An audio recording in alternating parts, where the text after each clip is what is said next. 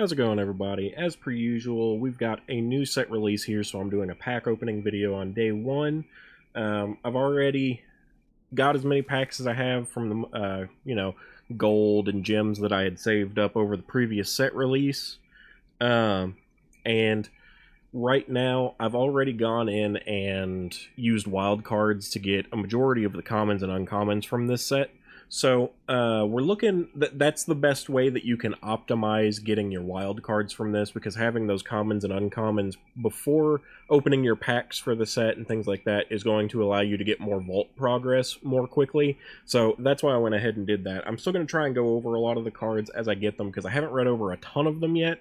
I've checked out quite a bit with the pre-release and the spoilers, all that, and like I said, I did look over some things, but I haven't read everything in depth yet, and so I'm wanting to read over everything and start looking into the cards more, in a more, in-depth way. So I'm going to go ahead and start with opening packs. I'm going to try and go quick, because we do have like a little more than 60 packs here all together.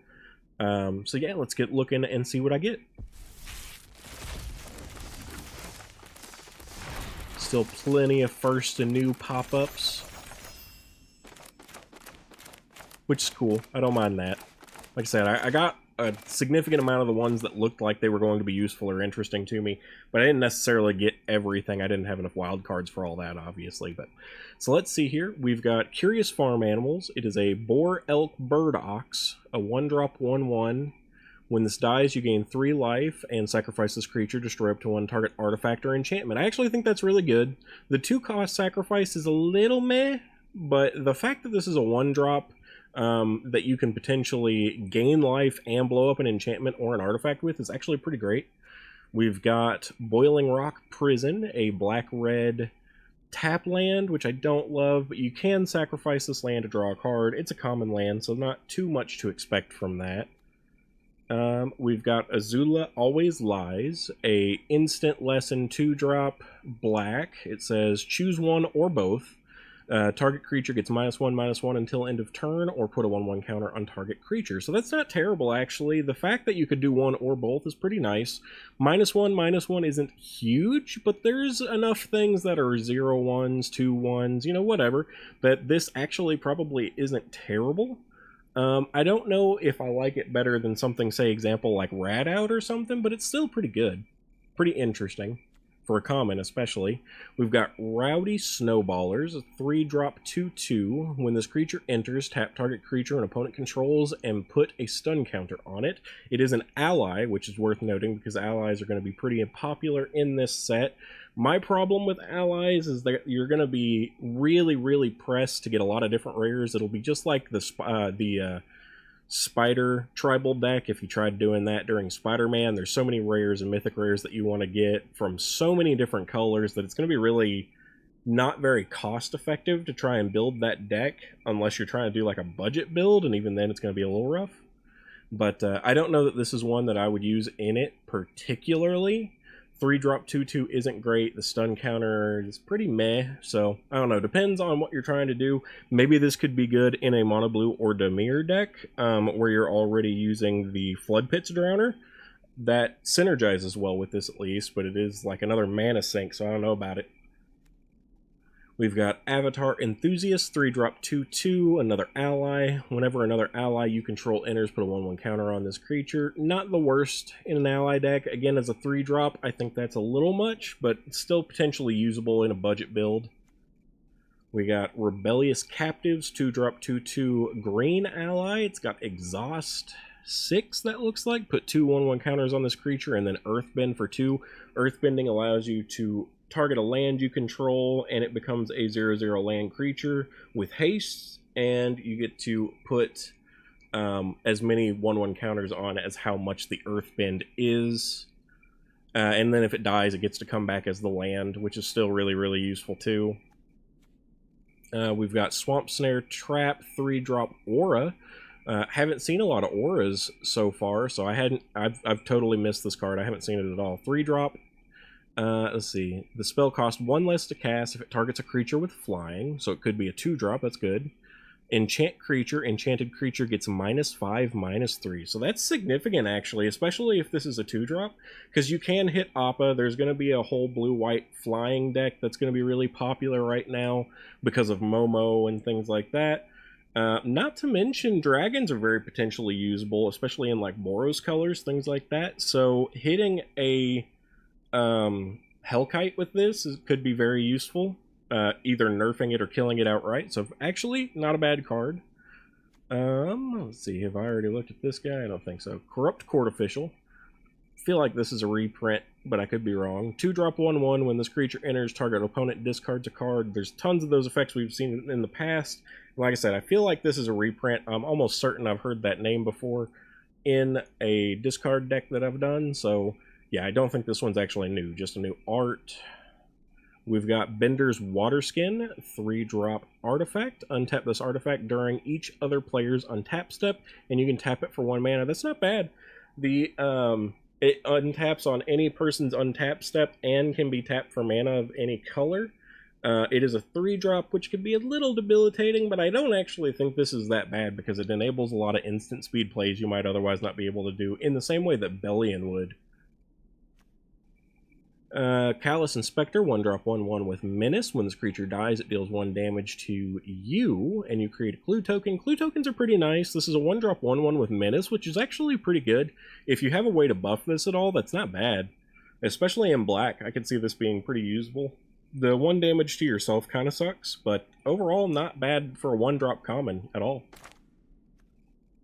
We've got Wallop Sentry, or Wall Top Sentries, 3-drop 2/3 ally, Human Soldier ally, Reach Death Touch, which is pretty okay. When this creature dies, if there's a lesson card in your graveyard, you gain 2 life. As a lesson card synergy, I don't think this is one of the best. Again, a 3-drop for this is not the greatest.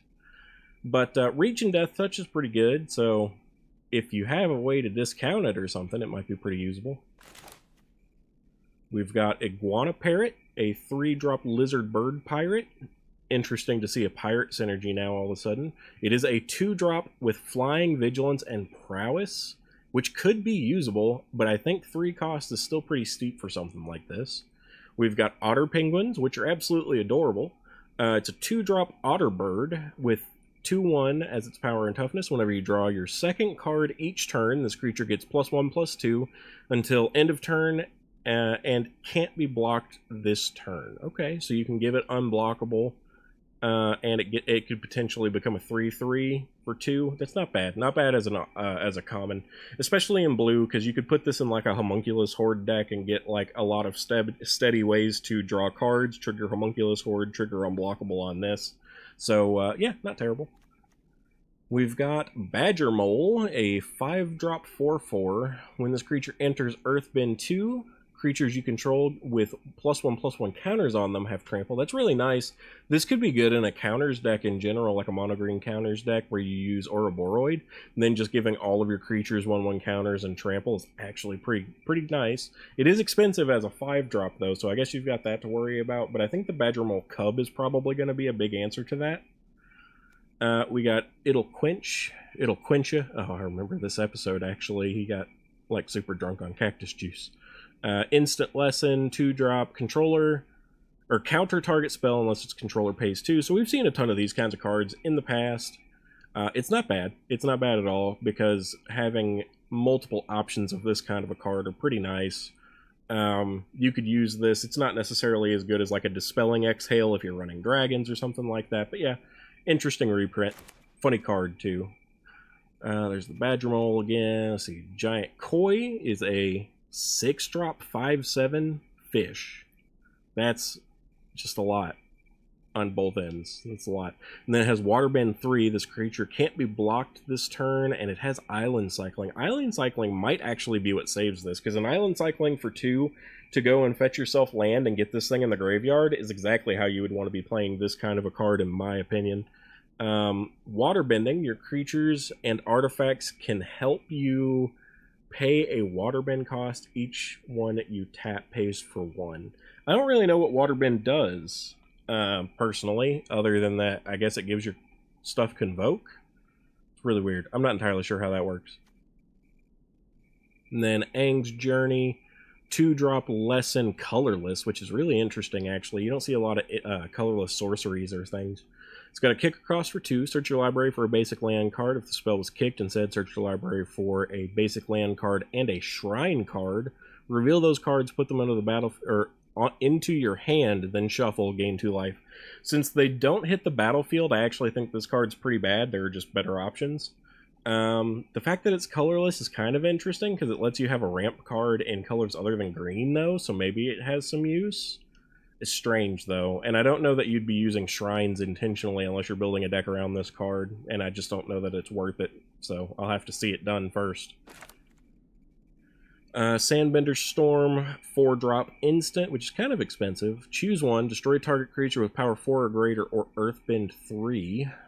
Earthbending's nice, but I think it's weird to see it in white, personally. The destroy target creature with power 4 or greater for 4 mana is something that we've seen before pretty regularly, so not that bad, I guess, in that regard. Flexible Waterbender, 4-drop 2/5 ally with Vigilance and Waterbend 3. This creature has base power and toughness 5/2 until end of turn.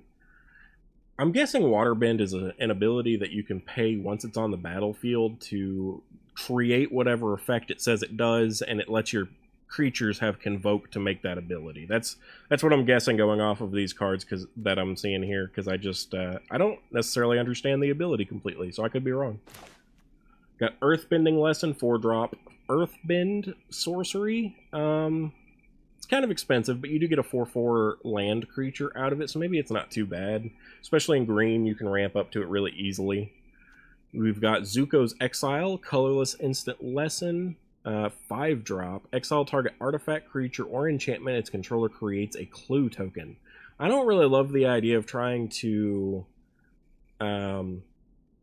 or giving your opponent clue tokens. Obviously, you could just use Get Lost, and they'll get 2 clue tokens, but or 2 explore tokens, and it hits all the same things. Well, no, you can hit artifacts with this, so if you're in a really expensive Get Lost, I guess you could use this. Personally, I'm not sold on it. Fire Nation Raider, 4-drop 4/2 human soldier with raid. When this creature enters, if you attack this turn, create a clue token. I don't think that ability's great. I'm surprised to see the raid ability coming back here. But yeah, clue tokens just aren't that good. They're okay when you have them, but they're never things that you want to be aiming for, personally, in my opinion, unless you're doing an artifact deck.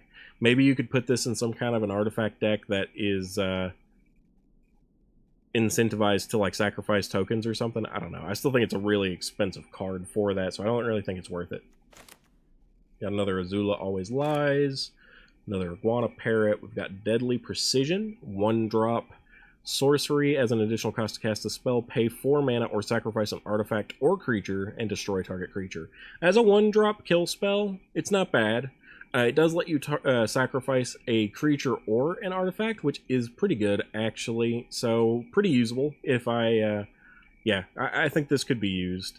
It doesn't hit Planeswalkers. That's the thing I don't like about it in comparison to other cards of this similar type. We've got Canyon Crawler. This is going to be our Swamp Cycler. It is a 6-drop 6/6 with Death Touch, and you get to create a food token when this enters. I think, again, this is really going to be your best bet in either a Golgari deck or a Dimir deck. Doing Reanimator would be the easiest way to make these cards work, but even if you don't do that, if you're doing a Golgari graveyard deck where you're trying to get creatures in your graveyard to make things cheaper, then that's pretty doable with this kind of a card too.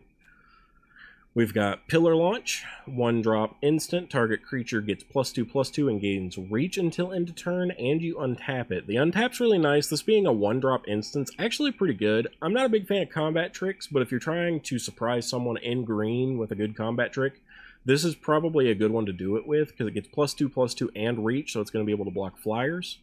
I think this is going to be probably really, really good in drafting. So yeah, I don't hate this one. I think this is a really good combat trick for everything it does. It's doing it right. We've got the Raucous Audience, 2-drop Human Citizen, 2/1 with a tap, add 1 mana if you control a creature with power 4 or greater, add 2 mana instead. So a 2-drop Llanowar Elf, which isn't the great, but if you do have creatures with 4 power or greater, it can tap for 2 mana, which isn't bad. This could see play just because of that.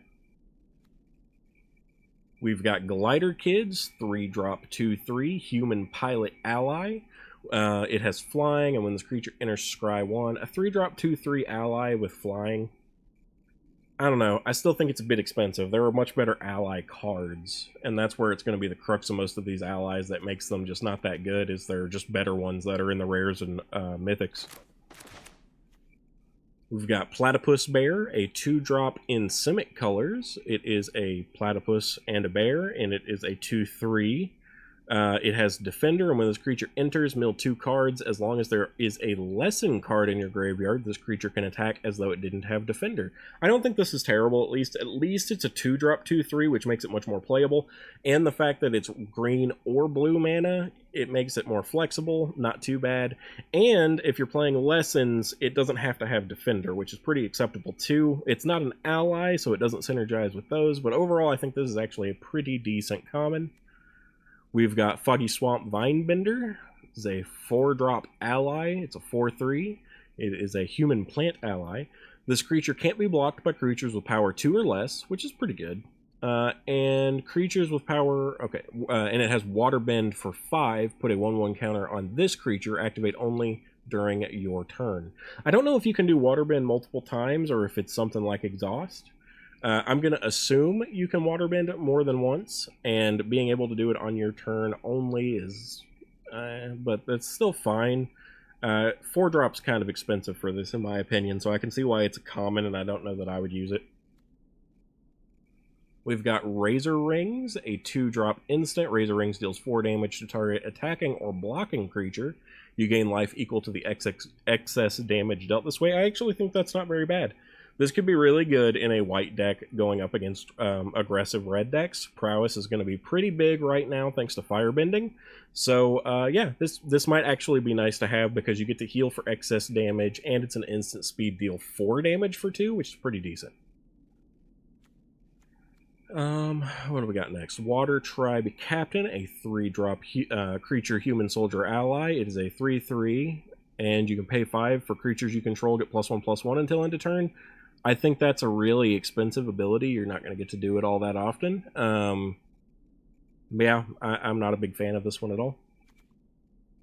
We've got Rowdy Snowballers again. I'm pretty sure, yeah, I looked at that one. Fire Nation Cadets, 1-drop 1/2 human soldier. This creature has Firebending 2 as long as there's a lesson in your graveyard, which is not bad. This creature gets +1/+0 until end of turn if you pay 2 mana. A 1-drop 1/2 that has the potential for Firebending is actually pretty decent. I don't think this is that bad at all, which is why you don't see first above it. I already have a playset of it. But yeah, pretty usable actually, in my opinion. Let's head on over here. We've got Callous Inspector again. Kyoshi Battle Fan. 2-drop artifact equipment, so it's colorless. When this equipment enters, create a 1/1 white ally creature token. Then attach this equipment to it. Equip creature gets +1/+0, and it has an equip cost for 2. I don't think this is that bad. If you're going to play allies, this is interesting, because at least it synergizes well with things and gives you something permanent on board, aside from the creature that you spawn with it. Yeah, it's pretty okay. I could see this being put in an artifact deck if someone was still trying to do that. So, yeah, pretty interesting. Like I said, I think someone creative could probably do a cool artifact deck with this. Or equipment deck, I should say, because there's still stuff like Crowd Strife in Standard and everything, so you never know. There could be builds where people are just doing the creature spawn equipments, and this one's a cheap one, so... Airbending Lesson, 3-drop instant. Airbend, target non-land permanent, draw a card. Airbend is exile it, and it gets returned to the owner, but in exile to where they can pay 2 to play it again rather than its mana cost. So you can airbend your own things or your opponent's things, unless it says specifically to target your own thing, because there are some airbending effects that do that. We've got Yip Yip, a 1-drop instant lesson. Target creature you control gets +2/+2 until end of turn. If that creature is an ally, it also gains flying until end of turn. If you're doing an ally synergy that needs lessons, like there are cards that say I do this if there's a lesson in the graveyard, this might be a useful one to do if you're synergizing with allies. So yeah, pretty usable as a 1-drop. Not terrible. We've got Compassionate Healer, 2-drop 2/2 Human Cleric ally, so this could also fit in a Cleric synergy potentially. Whenever this creature becomes tapped, you gain 1 life and scry 1. Not the best ability, but it does something. You could put it in a life gain deck, you could put it in a Cleric synergy deck, because it would be very easy to do, for example, an Orzhov Cleric deck that is built on life gain and utilizes things like the, I think it's called an Essence Channeler. This could be usable for sure. We've got the green Forest Cycling card. It is a 6-drop 7/7 with Reach and Forest Cycling 2. Not bad at all, actually. Again, like I said, could go really well in a Golgari deck, either going for Reanimator or Graveyard synergies. So, pretty good one. Pretty good one, actually. The Reach is nice. We've got Curious Farm Animals. I think I saw this earlier. Yes, indeed. Pillar Launch, Lost Days. Haven't seen this one yet. Let's see. 5-drop Instant Lesson. Pretty expensive. The owner of target creature or enchantment puts it into their library, second from the top, or on the bottom, and create a clue token. I think this one's terrible. This one's really bad. It does very little that could help you, and is very expensive, so I personally probably won't ever use this. We've got Professor Zai, Anthropologist, or Professor Zell, maybe. I'm a little hard to see for me, I'm sorry. I should put my glasses on. I'll do that after I'm done with these 10 packs before I open the next ones. Let's see. So it is a legendary creature. It is a ally, human advisor, 0/3, discard a card, draw a card as a tap effect, or a pay 1 and tap, sacrifice Professor Zell. Return target instant or sorcery card from your graveyard to your hand, activate only during your turn. As far as the fact that you can get it back, it's pretty good. I think you're going to be better off using something like the Storm Chaser's talent, but this is a cheaper option potentially, like cheaper in terms of it's not a rare and cheaper in terms of mana cost, so could still be usable in a Izet colored deck, so it's got the right colors, absolutely. Let's see here. We've got Enter the Avatar State. 1-drop, Instant Lesson. 1-drops are pretty much always playable as long as they're halfway useful. Until end of turn, target creature you control becomes an avatar in addition to its other types, and gains Flying, First Strike, Lifelink, and Hexproof. Yeah, this is really good, actually. So this is fantastic, a fantastic protection spell. The fact that it gives Hexproof means that you can use it to skirt around destroy target creature or exile target creature effects, and you also get Flying, First Strike, and Lifelink on top of that, which is fantastic. This may be one of the best lesson cards that I've seen, if I'm being totally honest. We've got Flopsy, Boomy's Buddy, is a 6-drop 4/4, which is very expensive. When Flopsy enters, put a 1/1 counter on each creature you control. Each creature you control with power 4 or greater can't be blocked by more than one creature. I'm not a fan. It's usable and could be seen as a win condition, but I think it's far too expensive for a 4/4 creature. Does synergize well with the other thing that says, you know, things with 1/1 counters get to have trample. But yeah, I don't know. I don't think this is very good. We've got Dragonfly Swarm, a 3-drop in Izet colors. Dragon Insect with a star and 3 for power and toughness. It's got flying. It has Ward 1, which is actually pretty good. This creature's power is equal to the number of non-creature cards in your graveyard, and when this creature dies, if there's a lesson card in your graveyard, draw a card. So this is fantastic for these colors. If you're playing a draw discard type of Izet deck that is primarily focusing on non-creature spells or things like prowess, then yeah, this is going to be a pretty usable card actually as a uncommon, so not terrible. We've got Ozai's Cruelty, a 3-drop sorcery lesson.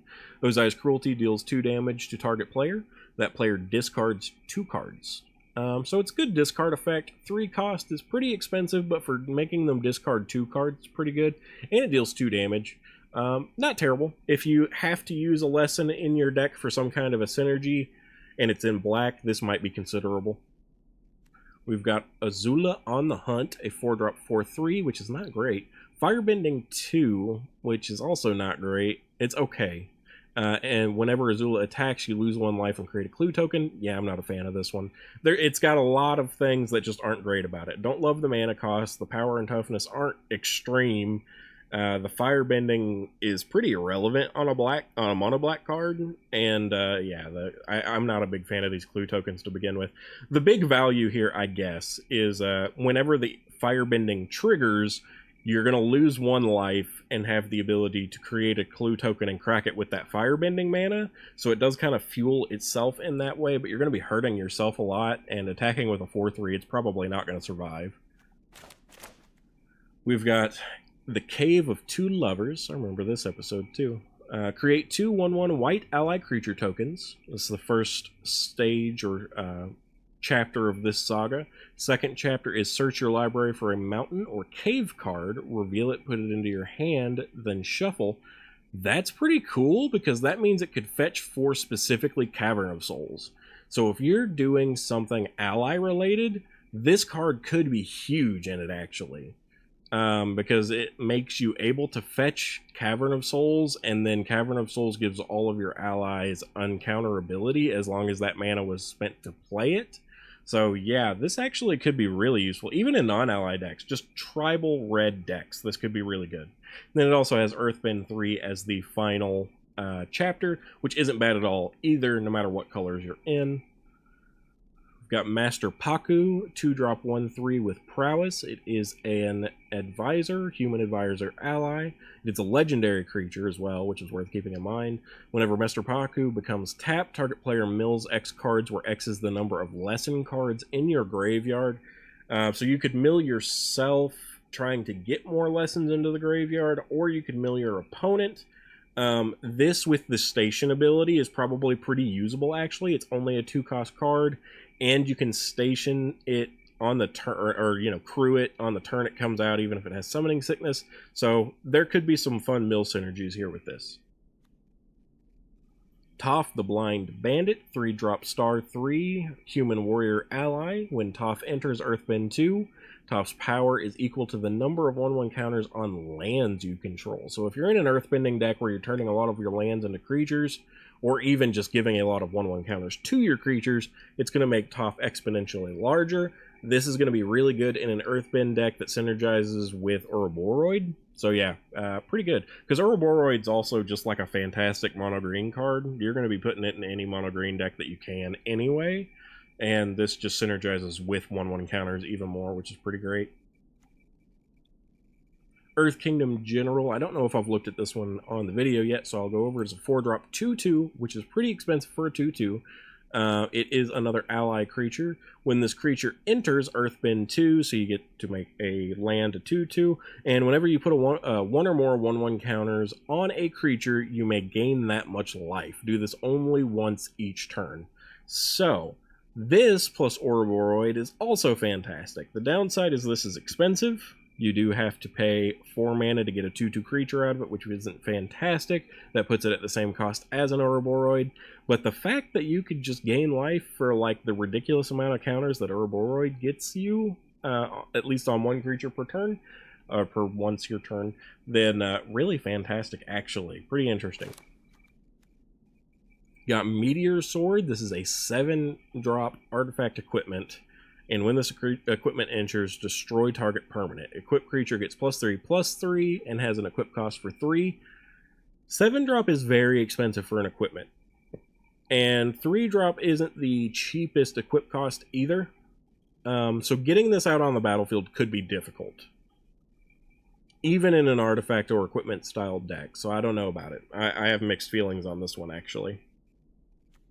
We've got Fire Sages. Is a 2-drop 2/2 with Firebending 1. 3-drop, put a 1/1 counter on this creature. Firebending 1. It's okay. At least it's a 2-drop 2/2 creature, so it's not overpriced for what you're getting. I don't think the 1/1 counter on this is very good. In mono red, it is conceivable that you might be burning mana on something like that if you don't have anything else to play, but I still don't think it's good. And Firebending 1's a little lackluster, obviously, but it is 1 mana, so who knows. Zhong the Deserter. 3-drop 2/3 human rebel ally. Firebending 1, again, which I feel is just lackluster. It's good if it adds up, but it's... So the way that Firebending works is you create 1 mana that lasts until the end of combat that's usable, so it's really only going to be useful for instant speed things unless you're playing something that lets you keep that mana floating after combat. So, as a 2/3, little lackluster. Another Dragonfly Swarm, another Avatar State. Now let's get into the rares here. First and foremost, we have Katara, Water Tribe's Hope. It is a 5 cost in Azorius colors. It is a legendary creature human warrior ally. It is a 3/3 with vigilance. When Katara enters, create a 1/1 white ally creature token, so it gets to create another 1/1 on top of that with itself. And then it has Waterbend X. Creatures you control have base power and toughness XX until end of turn. X can't be 0, activate only during your turn. So a little bit pricey to get out on the board right away, but then once it's out, it can potentially pump your board in a really nice way, so interesting. What do we have down here? Diligent Zookeeper, 4-drop 4/4 with a human citizen ally. Each non-human creature you control gets +1/+1 for each of its creature types to a maximum of 10. So this is where that, like, boar, ox, bird, whatever thing that we saw earlier could synergize. It's a 4-drop 4/4. At least you're getting power and toughness equal to the mana cost that you're investing. So I don't know. If you built a deck around this that synergized, it could be really good. Abandoned Air Temple is one of the new rare lands. This land enters tapped unless you control a basic land, so that's pretty easy to satisfy. It can tap for white, or you can pay for and tap it, put a 1/1 counter on each creature you control, not just one, so that's pretty good, actually. We've got Suki, Courageous Rescuer. I've actually seen this card used during the pre-release and such, and I think it's a really interesting one, so I'm happy to have gotten one of it. It is a heavy white investment with 2 white cost required, but Other creatures you control get +1/+0, and whenever another permanent you control leaves the battlefield during your turn, create a 1/1 white ally creature token. This ability triggers only once each turn. This is really good in a Boros deck. A really aggressive type of like red-white deck. This could be really good. That's what I've seen most people using it for so far. So yeah, this is an interesting one for sure. And its abilities are doubled with things like Delny. So yeah, really, really good. We've got Iroh T-Master, a 3-drop 2/2 legendary creature human citizen ally. When this land enters, create a food token at the beginning of combat on your turn. You may have target opponent gain control of target permanent you control. When you do, create a 1/1 white ally creature token, put a 1/1 counter on that token, and each permanent you own that your opponents control. That's a really weird one, and I don't think I'd be using it, because that one is just such a...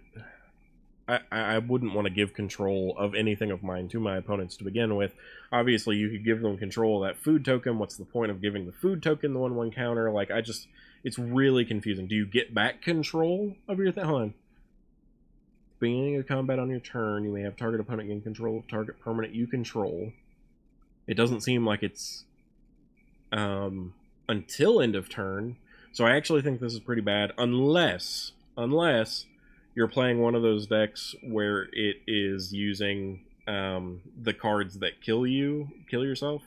So, for example, one of the ones that are like, you know, if you control this permanent at the beginning, pick target ability, and the only target ability left is you lose the game. And giving them the thing with Iroh for that case could be good.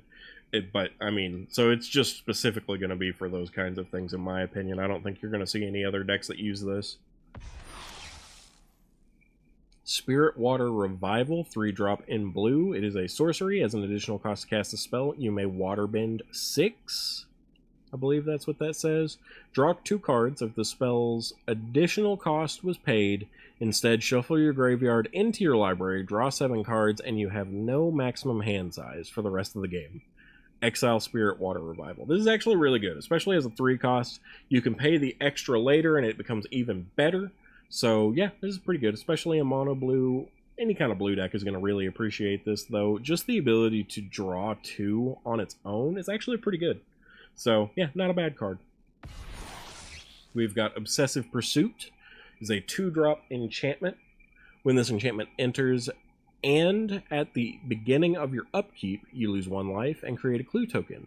Whenever you attack, put X/1/1 counters on target attacking creature where X is the number of permanents you've sacrificed this turn. If X is 3 or greater, this creature gains lifelink until end of turn. Not bad. So this could synergize with a sacrifice-styled deck. Pretty interesting. I'd have to wrap my head around it and maybe get some more of them. I don't really have any deck plans yet as of right now recording this video. Other than that, I am going to be seeing what I get from these pack openings and try to go from there. Because I've seen a lot of things, but a lot of the things that I've seen during the pre-release was just on repeat heavily. Everybody was playing the same decks, and there was like 3 or 4 that everyone played, so I'd like to do some things other than that if possible.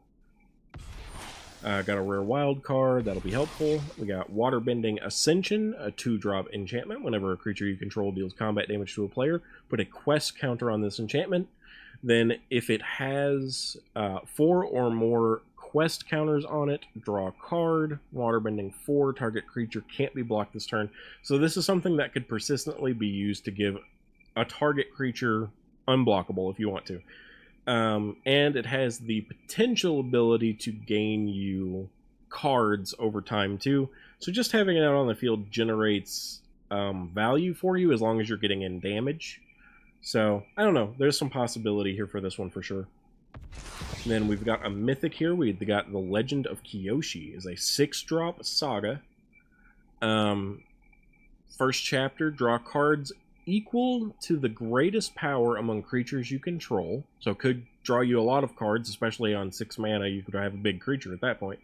Earthbend X, where X is the number of cards in your hand. This land becomes an island in addition to its other types. So it is a saga that becomes an island. I assume that means you can at that point use it for mana, which is really strange. Yeah, and then we've got Chapter 3, exile this saga, then return it to the battlefield transformed under your control, and it becomes Avatar Kyoshi, which is a 5/4 legendary creature avatar. It says lands you control have trample and hexproof, so pretty good, especially if you're doing earthbending. And then tap for add X mana of any one color, where X is the greatest power among creatures you control. So this could be a very, very good mana card for you as well.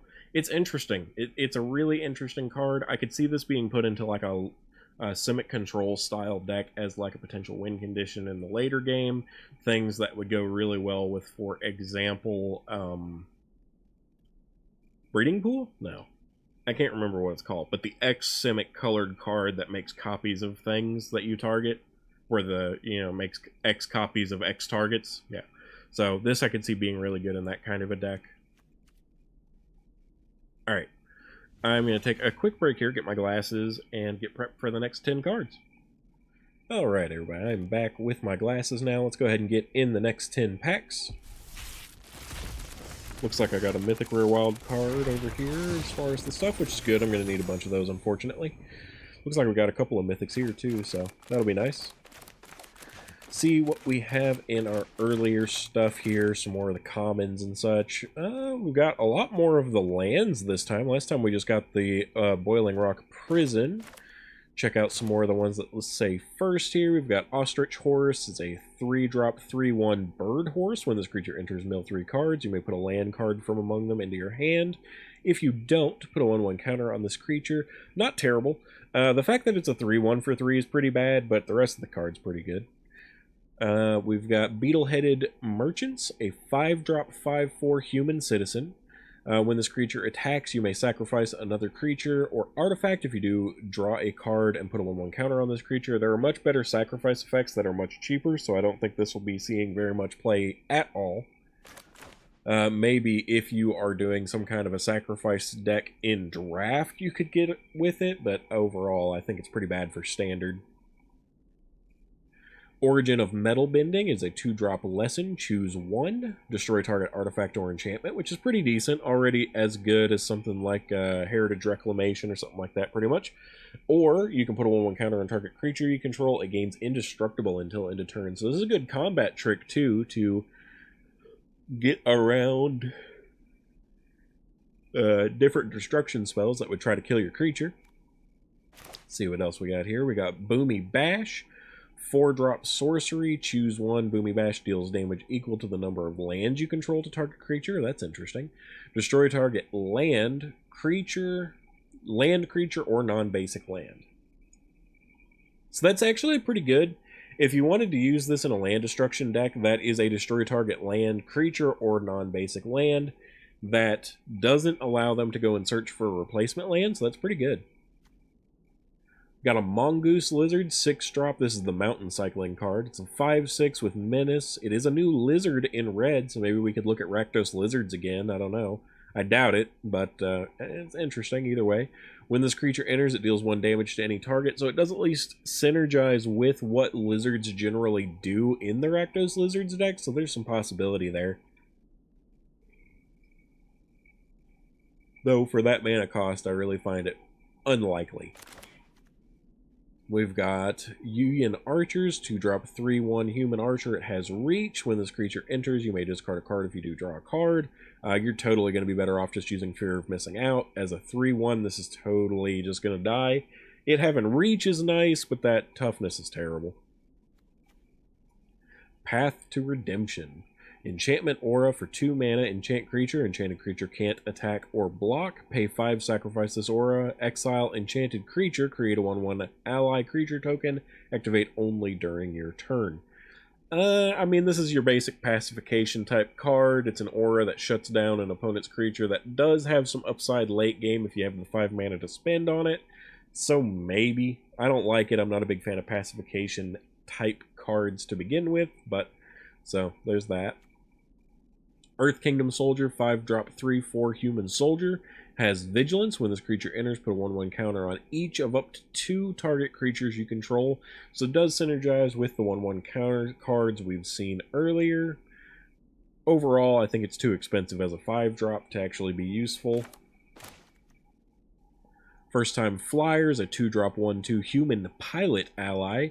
Flying, this creature gets +1/+1 as long as there's a lesson in your graveyard. So it can become a 2/3 for 2 with flying, which isn't terrible. So if you're doing something, maybe like a blue-white lesson deck, or flying deck, or both, this could actually be pretty viable.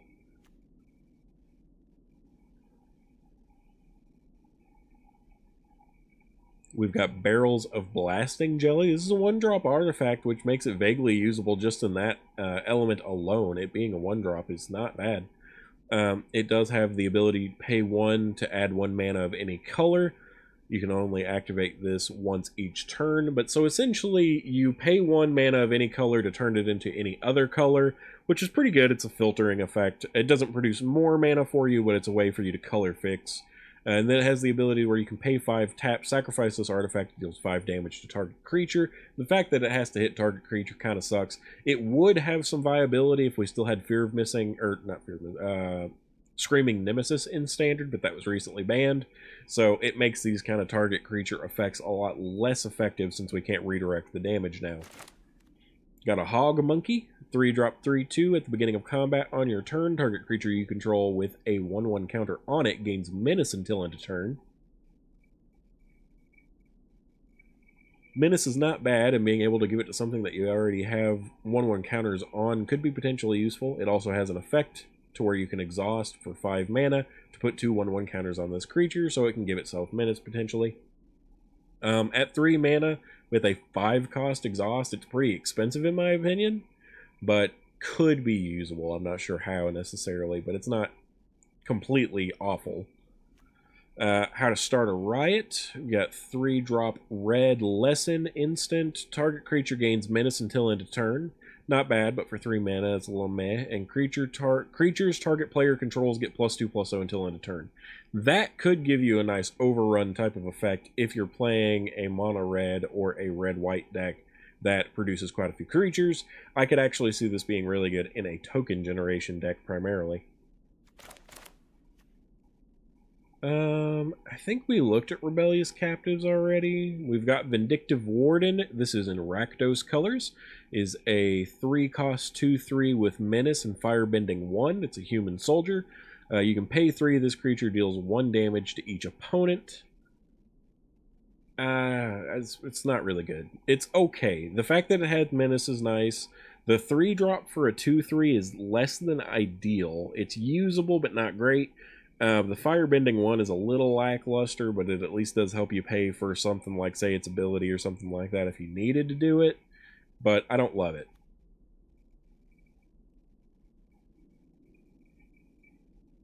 In the same vein, we have here Pirate Peddlers, 3-drop 2/2. 3-drop for a 2/2 is pretty underwhelming, in my opinion, to begin with, and then whenever you sacrifice another permanent, put a 1/1 counter on this creature. For a budget sacrifice deck, this would be pretty good. If you were doing a draft sacrifice deck, this would be pretty good. But for standard, 3-drop 2/2 just isn't good enough. Now here we got Turtle Duck, a 1-drop 0/4, 3 mana until end of turn. This creature has base power 4 and gains trample for 3. It's not bad. For a common, it's probably pretty usable. It's at least a good blocker for 1 mana to begin with, and then the fact that you can buff it up and it doesn't have Defender is pretty okay. And it's a turtle bird, so it gets more benefit for that multiple creature type card we saw earlier in the rares.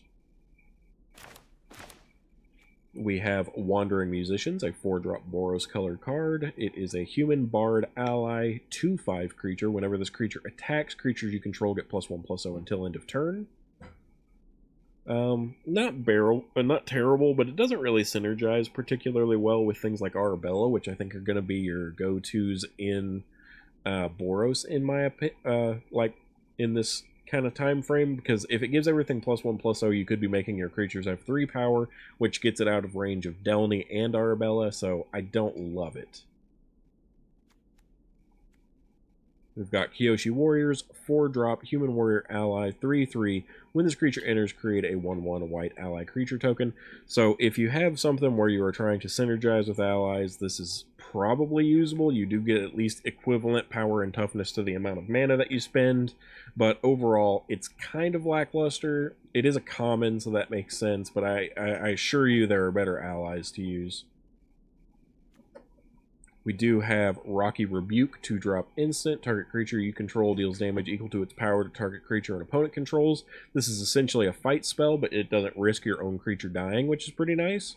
It's not a lesson, which sucks, because it doesn't synergize with the lesson stuff because of that. But overall, I think this is a very usable card. I would probably use this over most other fight spells, just because it is a deal damage effect rather than a fight. Got Deserter's Disciple, a 2-drop human rebel ally, 2/2. You can tap another target creature you control with power 2 or less, can't be blocked this turn, so we can give creature unblockable, and it is only a 2-mana 2/2, which is at least equivalent, better than most of the like 3-mana 2/3s and stuff like that we've been seeing. We've got Rabaroo Troop, is a 5-drop 3/5 rabbit kangaroo. It's got landfall. Whenever a land you control enters, this creature gains flying until end of turn, and you gain 1 life, and it has plane cycling. So this is the plane cycling card. We hadn't seen that yet. It doesn't seem as useful as the other ones we've seen so far, but it is a little bit cheaper, I guess, being a 5 mana cost rather than a 6. I don't love it personally. The landfall's interesting because obviously we have earthbending right now. So you get re-entry triggers on lands that you block with, or, you know, get killed when you attack, whatever. But the only gaining 1 life, the flying's okay, I guess. Very interesting. A bit of an unusual card, in my opinion. We've got Cat Gator, a 7-drop 3/2 with lifelink. When this creature enters, it deals damage equal to the number of swamps you control to any target. So it could potentially be useful in a mono black deck, I guess. It almost reminds me of the card Corrupt from way back, where like it required 6 mana to play it, but it deals damage equal to the number of swamps you control. I guess in that regard, you've got to pay 7 mana for it, though. It's so expensive. It's rough, but this could be a really good like late game deal damage to your opponent, finish them off kind of thing. Honestly, though, I'd probably just rather use Luis Pompous Pillager. That's my opinion, because at least then it's a big creature plus the damage it deals, plus it has lifelink, plus the damage it deals when it enters has lifelink. This doesn't do that.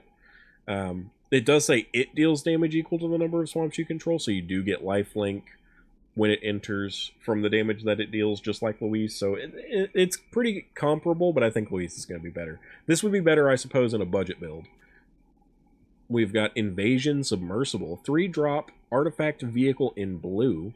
When this vehicle enters, return up to one other target non-land permanent to its owner's hand, and it has an exhaust ability. Waterbend 3, this vehicle becomes an artifact creature, put 3/1/1 counters on it. So we can only use the exhaust ability once, meaning this makes the Waterbend ability a one-time use, but you can still use artifacts and creatures as mana for it. Interesting. Very interesting, actually. We've got Fatal Fissure. This is an instant for 2 black mana. Choose target creature. When that creature dies this turn, you Earthbend for 4. So if you have to block with one of your creatures, potentially, like I could see this being really good, in fact, with Cecil.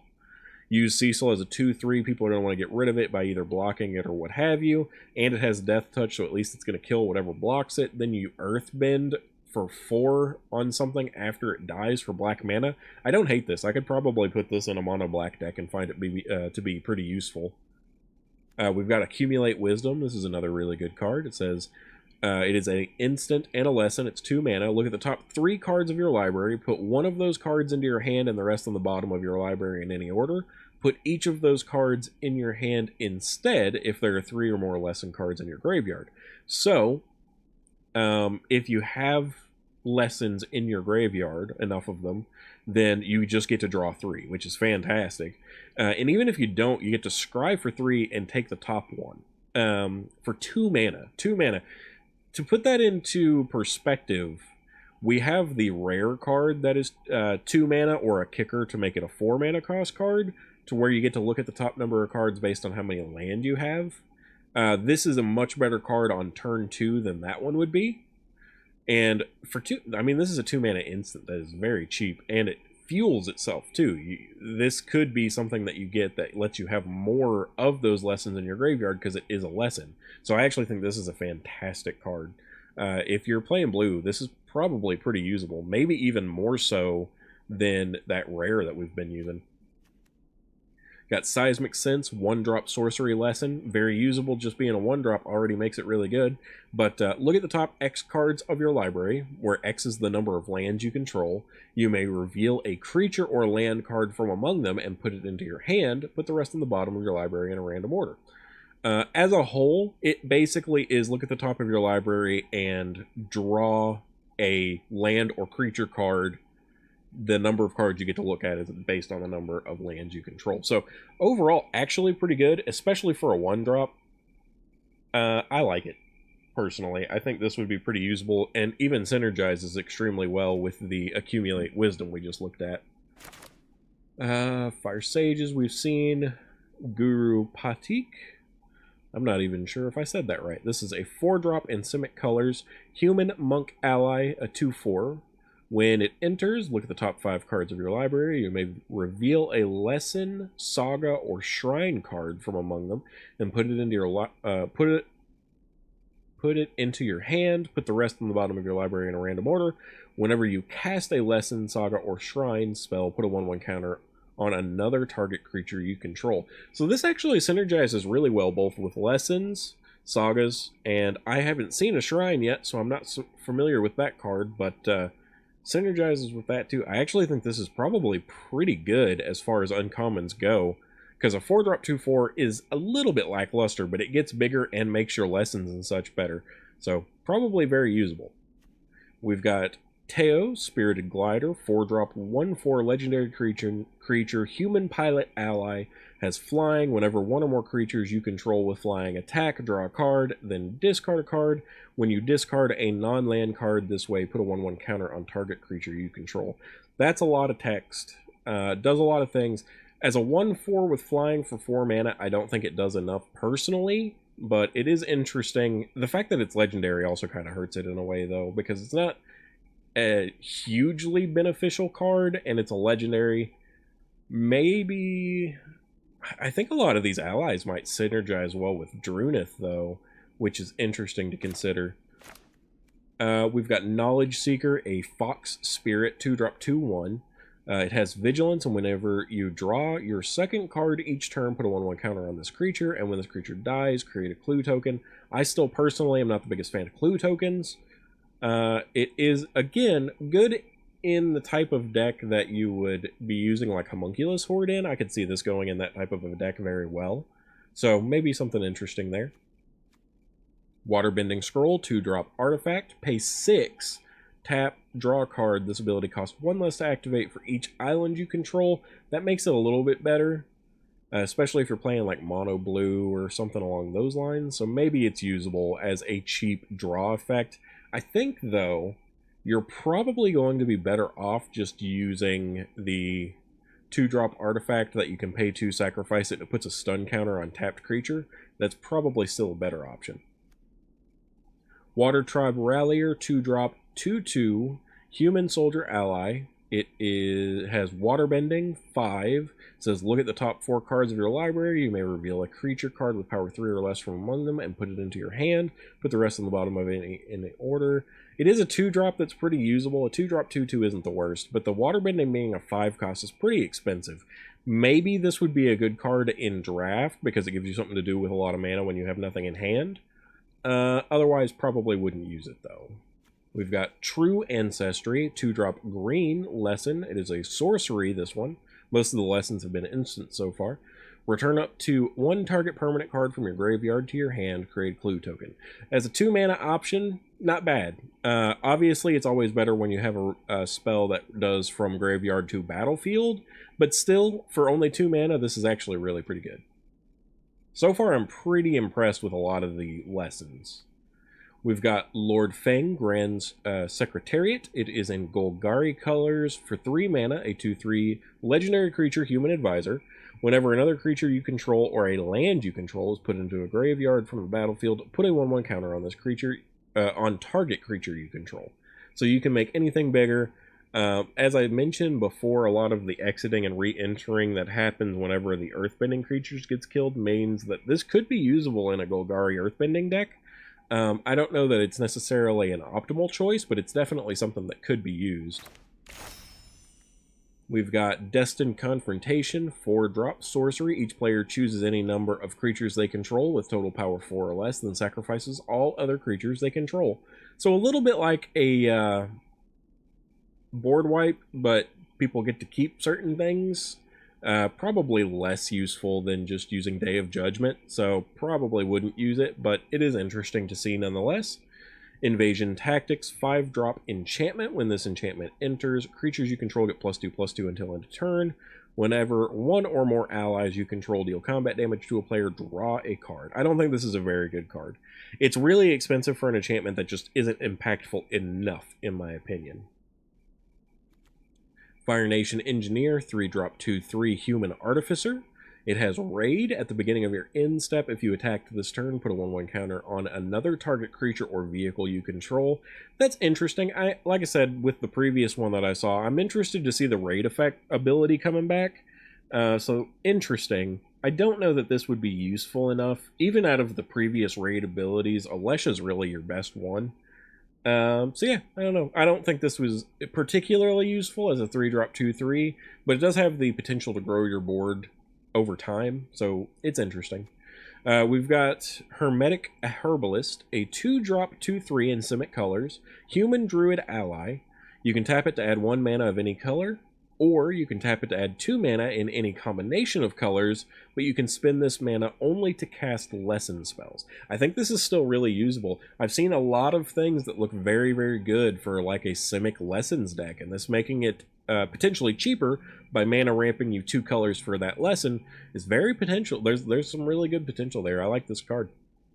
Let's finally get over here into the rares. We have Momo, Friendly Flyer. I'm actually happy to see this. I didn't expect to get very many of these.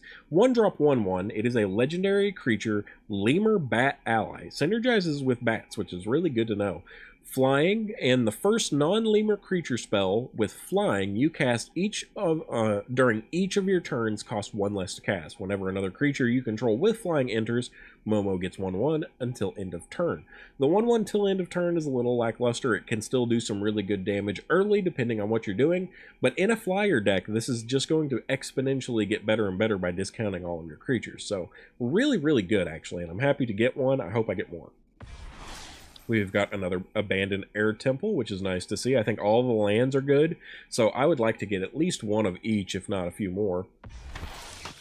Sokka Bold Boomeranger. It is a Izzet-colored 2-mana 1/1, which isn't bad, actually. Legendary creature, human warrior ally. When Sokka enters, discard up to 2 cards, then draw that many cards. Whenever you cast an artifact or lesson spell, put a 1/1 counter on Sokka.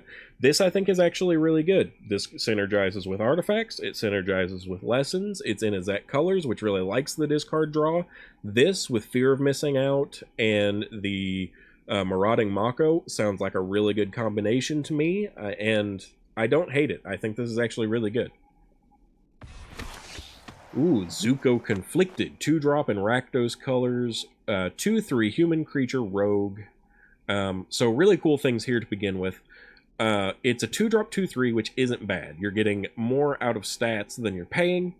It is a legendary creature human rogue in Rakdos colors, meaning that this is going to be a fun one for Brawl, especially if we have one of those Brawl decks that requires you to use a commander from this set. So I'm already looking at this pretty happy. Let's read the abilities. At the beginning of your first main phase, choose one that hasn't been chosen, and you lose 2 life. So you get to draw a card, put a 1/1 counter on Zuko, add red mana, or exile Zuko, then return him to the battlefield under an opponent's control. Interesting. So it has the potential ability to be put under your opponent's control. You do lose a lot of life, but there's a lot of really good effects there. Honestly, I almost would want to like airbend this and just keep blinking it back to hand before you would have to exile it or something. Something like that sounds like it would be really cool to me, though it doesn't match the colors, so I don't know how you'd do it. But that's a really cool and interesting card so far. We've got the Unagi of Kyoshi Island. It's a 5-drop 5/5. It has Flash, which is pretty good actually, and it has a ward ability for Waterbend 4. Whenever an opponent draws their second card each turn, you draw 2 cards. So interesting. This is going to be a really interesting card in the mirror matchup, because it's going to be very hard to get rid of. You may not necessarily have the Waterbend to target it, and even if you do, like if you're up, like I said, in a mirror matchup or against like an Izzet matchup, something where they're drawing and discarding a lot of cards, this is going to draw you a lot of cards to match them, and the Flash means it's a good ambush, so I actually like this one. Another rare wild card. We've got Elemental Teachings, 5-drop instant lesson. That's a pretty expensive one. Search your library for up to 4 land cards with different names and reveal them. An opponent chooses 2 of those cards, put the chosen cards into your graveyard and the rest onto the battlefield, tapped, then shuffle. That's a pretty good effect. It can really help in a lot of ways. For one, you may want land in your graveyard because there are certainly ways to get land back from your graveyard. And then secondarily, it also gets you 2 land onto the battlefield. So it's very expensive as a 5-drop, but honestly isn't a bad card and could be used. I could definitely see it being used. Aang's Iceberg, a 3-drop enchantment with Flash, worth noting. When this enchantment enters, exile up to 1 target non-land permanent until this enchantment leaves the battlefield. Waterbend for 3, sacrifice this enchantment if you do scry 2. So whatever you take, which could be yours or your opponent's even in this case, in fact, will come back once it's sacrificed if you do that to scry. It's interesting. As a 3 mana cost, it's pretty comparable to other exile effects, but the fact that it has Flash and that waterbending ability is really interesting. You could almost use this as a pseudo airbending effect, kind of like what I was talking about with Zuko here. Interesting. Very interesting. Alright, Sozin's Comet. It's a mythic rare, 5-drop sorcery. Each creature you control gains Firebending 5 until end of turn. And it has Foretell 3. So during your turn, you may pay 2 and exile this card from your hand, face down. Cast it later on a later turn for its Foretell cost. That's pretty nice, actually. Pay 2 in early investment, and then you only have to pay 3 later. You're still paying the 5 total mana cost, but getting 5 firebending out of everybody for that. It just is extra mana. That's the thing. It doesn't add extra damage or anything like that. But done right in a prowess deck, maybe with 1 or 2 of these is like a big top end, it's very interesting for sure. Now we got another mythic rare wild card, so we're actually up to 2 of those now, which is pretty nice. I know one of the first mythic rares that I'm going to be going out of my way to get a playset of is going to be the mole cub.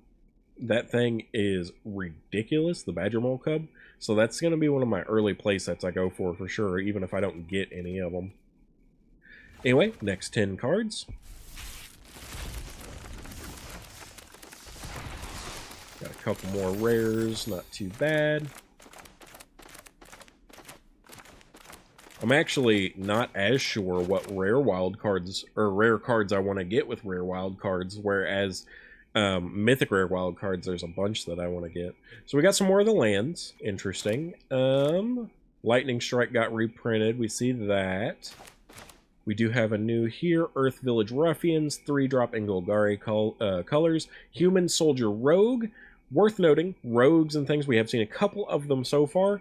Those do count as outlaws, so Shoot the Sheriff is getting less effective as we see things in this set too, which is interesting. It is a 3-1 for 3, which is pretty bad. When this creature dies, though, you get to Earthbend for 2, so you get a 2-2 as a replacement, which isn't terrible. If you're leaning into Earthbending, maybe this is usable. Let's see what else we've got here. We've got Cycle of Renewal, 3-drop instant lesson. Sacrifice a land, search your library for up to 2 basic lands, put them onto the battlefield, then shuffle.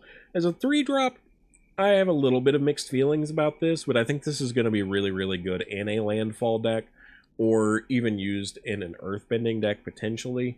There are obviously ways that you can combo in earthbending to go kind of crazy by sacrificing lands and such. So, for example, imagine this. You're using earthbending in a landfall deck. You use Cycle of Renewal to sacrifice a land creature that you have earthbended. It comes back as a land, so you didn't actually lose it. It comes back, it just is now tapped, and then you get 2 additional land on top of that. This is actually going to be a really, really good card, especially in landfall. I could see this 100% being used in a mono-green landfall with earthbending, because this could be used in mono-green too. It is in Golgari colors, but it is split, so you could play green or black. If you wanted to, this could easily be used in mono-green, and I'm sure there are other earthbending cards that can as well. We have Geyser Leaper, a 5-drop 4/3 human warrior ally, which I think outright is already pretty bad. It has flying and waterbend 4 to draw a card, then discard a card. I think it's entirely too expensive. It is a common card, so that's not necessarily surprising, but the power and toughness is just not good enough. Flying is good, but the waterbend is pretty expensive, and the casting of this creature is pretty expensive. Your best bet for this is going to be in draft. Alright. We gotta kind of go ahead here. We're seeing a lot of repeats, which is great. Sold out 4-drop instant, exile target creature. If it was dealt damage this turn, create a clue token. So it's a potential removal. Again, probably something you might want to consider in draft, and it could give you upside of a clue token if it took damage. As a 4-drop, I think it's pretty expensive, which is why I say it might be good in draft. But overall, I don't love it. Zhong's Deserters, 2-drop 1/2 human rebel ally. When this creature enters, put a 1/1 counter on target creature. Overall, that one's not terrible because it could enter as a 2/3 for 2 mana on its own, or even just pump up something else that you like better. So this one, pretty decent common. Cycle of Renewal again. Cunning Maneuver, 2-drop instant. Target creature gets +3/+1 until end of turn and create a clue token. Definitely not my favorite as far as these combat tricks go. I think some of the lessons are definitely going to be better for you than something like this. But it is cheap, +3/+1. I know, for example, if you use Firebending Student, the 2-drop 1/2 that has prowess, hit it with this, and then it firebends for whatever its power is, that'd be pretty effective. But you're probably better off using Wild Ride on that instead, because it is cheaper. We've got Foggy Swamp Hunters, 4-drop 3/4 human ranger ally. As long as you've drawn 2 or more cards this turn, this creature has lifelink and menace. Overall, I think this card's entirely too expensive. It's a 4-drop 3/4, which isn't great. and it's in black and incentivizes you to draw extra cards to give it lifelink and menace. I feel like it's too much, too complicated to actually have it pay off often enough, and then also the fact that it is a 4 cost is just really pricey for a creature right now in the meta. Alright, looking ahead here, we have a lot of these. We've got Appa, Loyal Sky Bison. It is a 6-drop 4/4, which is pretty expensive. It is a legendary creature Bison ally whenever Appa attacks or enters. Choose one. Target creature you control gains flying until end of turn, or airbend another target non-land permanent you control. So this is one of the ones where, like I said, it does target your own things with its airbend, but it's a really good way to replay those things and can be really nice as well. This one's a really expensive choice. There is a rare Appa, a rare or mythic rare Appa that is much better, but this is an interesting one if you're looking at airbending either way. Master Piandao? Not sure if I'm saying that one right. 5-drop 4/4 with first strike, legendary creature, human warrior ally. Whenever it attacks, look at the top 4 cards of your library. You may reveal an ally, equipment, or lesson card from among them, put it into your hand, and then put the rest on the bottom of the library in the order, or in random order. It does synergize with lessons, equipments, and allies. It would be good in an ally deck, but at 6 mana or 5 mana, I think it's just too much. And it's legendary, so yeah, not a big fan of that one. Gather the White Lotus is a 5-drop sorcery. Create a 1/1 white ally creature token for each planes you control. That could actually be really good, especially in a mono-white token deck. So really interesting with this one, actually, and you get to scry 2 afterwards. I think this one's pretty usable. It is expensive, but the fact that you could potentially, in like mono-white or something like that, get at least 5 creatures back in return, it's probably pretty decent. Zuko Exiled Prince, a 4-drop 4/3 legendary creature human noble. It has Firebending 3, which is nothing to sneeze at. That actually is much better than the Firebending 1 we've been seeing from a lot of these. It's a 4/3, which I still think could use a little extra padding there, but at least you're getting 4 power out of 4 mana. So, and that Firebending 3 is actually pretty good. Pay 3, exile the top card of your library. You may play that card this turn. That's pretty conceivably doable, especially since it has Firebending 3, because you could attack with this, generate the 3 mana, do the pay 3 ability to exile the top card, and then that gives you the ability to play it this turn, depending on how much money or how much mana you have left over. So this one's actually one of the better Firebending cards that I've seen out of commons and uncommons. We've got Airbending Reversal. It's a 2 mana instant lesson. Choose one. Destroy target attacking creature, or airbend target creature you control. I actually think this is a really good combat trick, a pretty viable lesson, in fact, because lessons have been pretty good.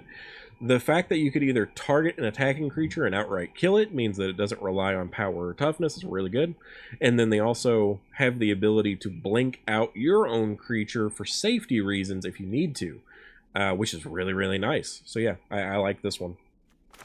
We've got Ember Island Production, a 5-drop sorcery. Choose one, create a token that's a copy of target creature you control, except it's not legendary, and it's a 4/4 hero in addition to its other types. Interesting. So you could potentially copy one of your legendary creatures and get an additional of it that is a 4/4 hero. I could see a lot of usability for that, even just with that right there.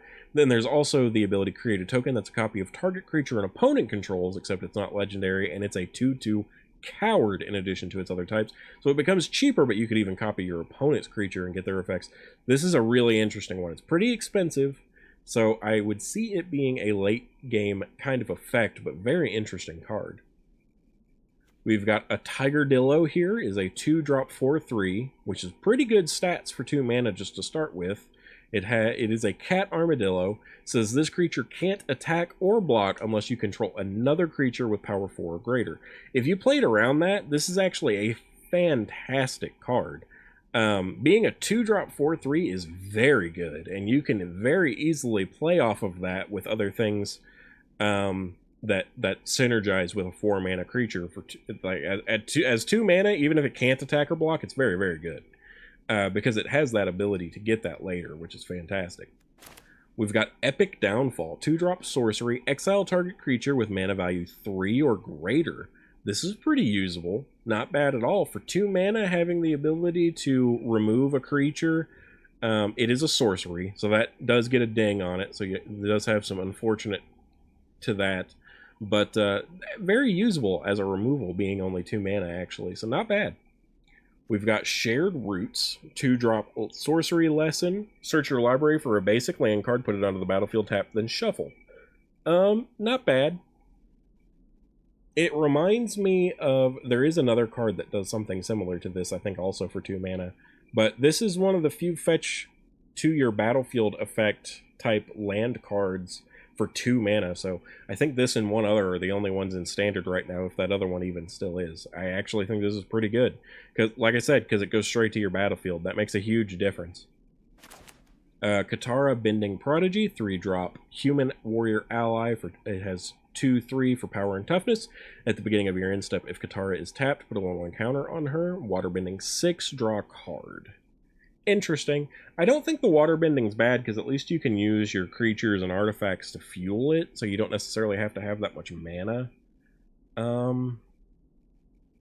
And you have the added ability to get a 1/1 counter on her anytime it's tapped, which you could potentially even do on the turn that you play it, if you're using crew or station abilities. So not bad. This is actually a really good non-rare, non-mythic rare ally. White Lotus Reinforcements, 3-drop in Selesnya colors. Human Soldier Ally, 2/3. Vigilance, other allies you control get +1/+1. Again, pretty good. If you're doing an ally synergy in these colors, then this is probably an includable card just because it pumps everything. It doesn't pump itself. It does say other allies, so you got to keep that in mind. But overall, I think this one's pretty usable as well. Combustion Technique, 2-drop instant lesson. Combustion Technique deals deals damage equal to 2 plus the number of lesson cards in your graveyard to target creature. If that creature would die this turn, exile it instead. So not bad. It does get larger depending on how many lesson cards you have. It only targets creatures, which kind of hurts, but it exiles whatever it kills, so that's pretty nice too, because graveyard effects obviously are annoying. We've got Fire Nation Warship, 3-mana artifact vehicle with reach. When this vehicle dies, create a clue token, which is meh. Crew for 2, which isn't too bad. The fact that it has reach is pretty good. I think this is a pretty decent vehicle overall, especially being only 3 mana. That's actually quite decent. Earth Kingdom Jailer, 3-drop, 3/3 human soldier ally. I'll start off saying it's not too bad, looking at that already. 3-drop for a 3/3, at least you're getting equivalent exchange for mana value. When this creature enters, exile up to 1 target artifact, creature, or enchantment an opponent controls with mana value 3 or greater until this creature leaves the battlefield. So this is a creature that locks down something your opponent controls that is 3 or more mana. I actually think this one's very usable. Pretty decent ally. Again, a non-rare, non-mythic rare ally. Yeah, pretty usable. I like this one. Getting into the rares, we've got the Mechanist Aerial Artisan. We've got 3-drop Human Artificer Ally, 1/3. Whenever you cast a non-creature spell, create a clue token. Until end of turn, target artifact token you control becomes a 3/1 construct artifact creature with flying. So this is a really nice payoff for all these clue tokens that we've been seeing. You get lots of clue tokens anytime that you do a non-creature spell, and those clue tokens become 3/1 flying construct creatures. Not bad at all. This one's very, very usable. Earth King's Lieutenant is a 2-drop Selesnya color 1/1 human soldier ally with trample. When this creature enters, put a 1/1 counter on each other ally creature you control.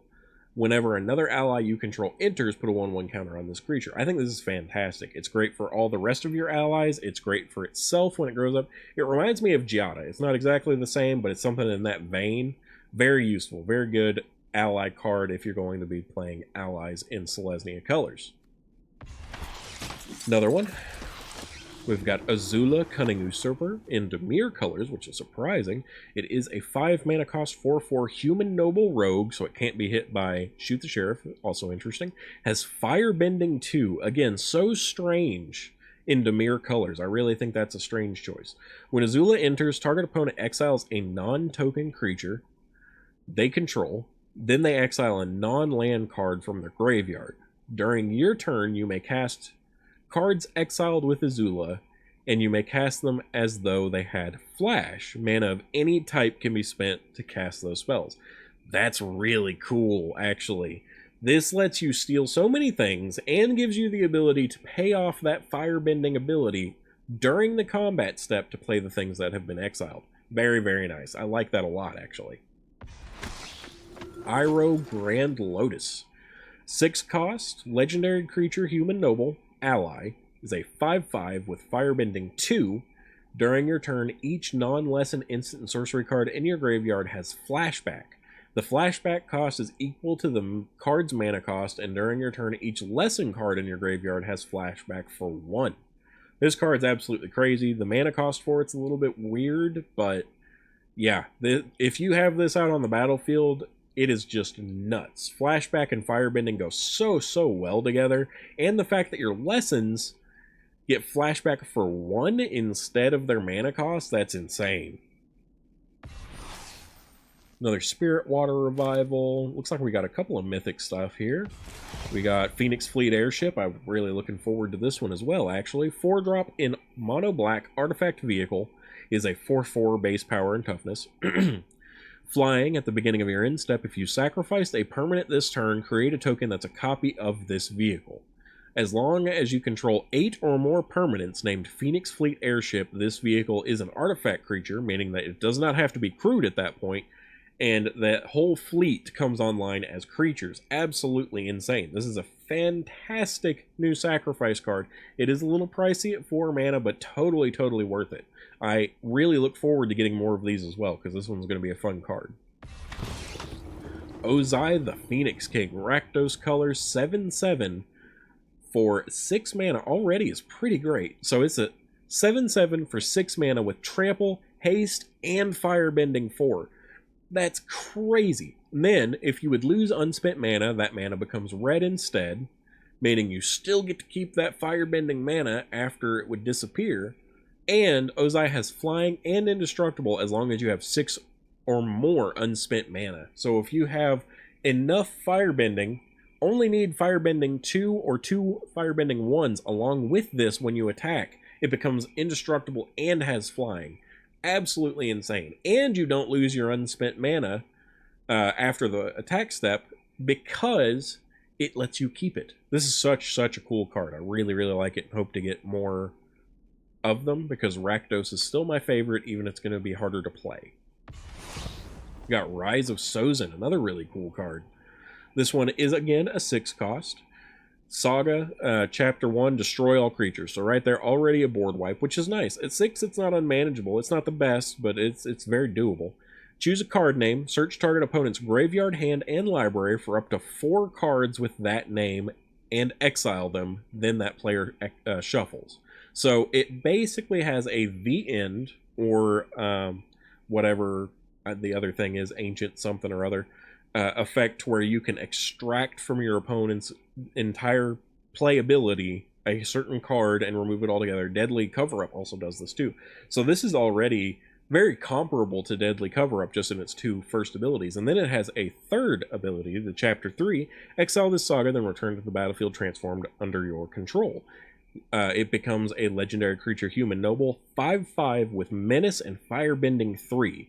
Whenever Fire Lord Sozin deals combat damage to a player, you may pay X. When you do, put any number of target creature cards with total mana value X or less from that player's graveyard onto the battlefield under your control.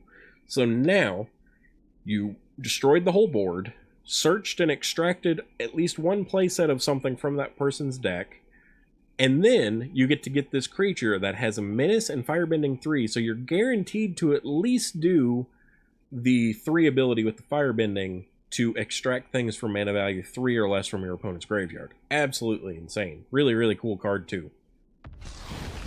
And then we have Ko, the Face Stealer. Another 6-drop. So many of these 6-drop black cards. Legendary creature, Shapeshifter Spirit. It is a 6-drop 6/6 When Ko enters, exile up to one other target creature. Whenever another non-token creature dies, you may exile it. Pay 1 life, choose a creature card exiled with Ko. Ko has all activated and triggered abilities of the last chosen card. This one isn't my favorite. It is very interesting. You could use it to potentially give this creature abilities from a lot of different things, and it has some viability there anytime something dies. That's pretty crazy. But it's not my favorite for 6 mana. A 6 mana 6/6 isn't as good as a lot of the 4 mana 6/6s that you can already get in the game.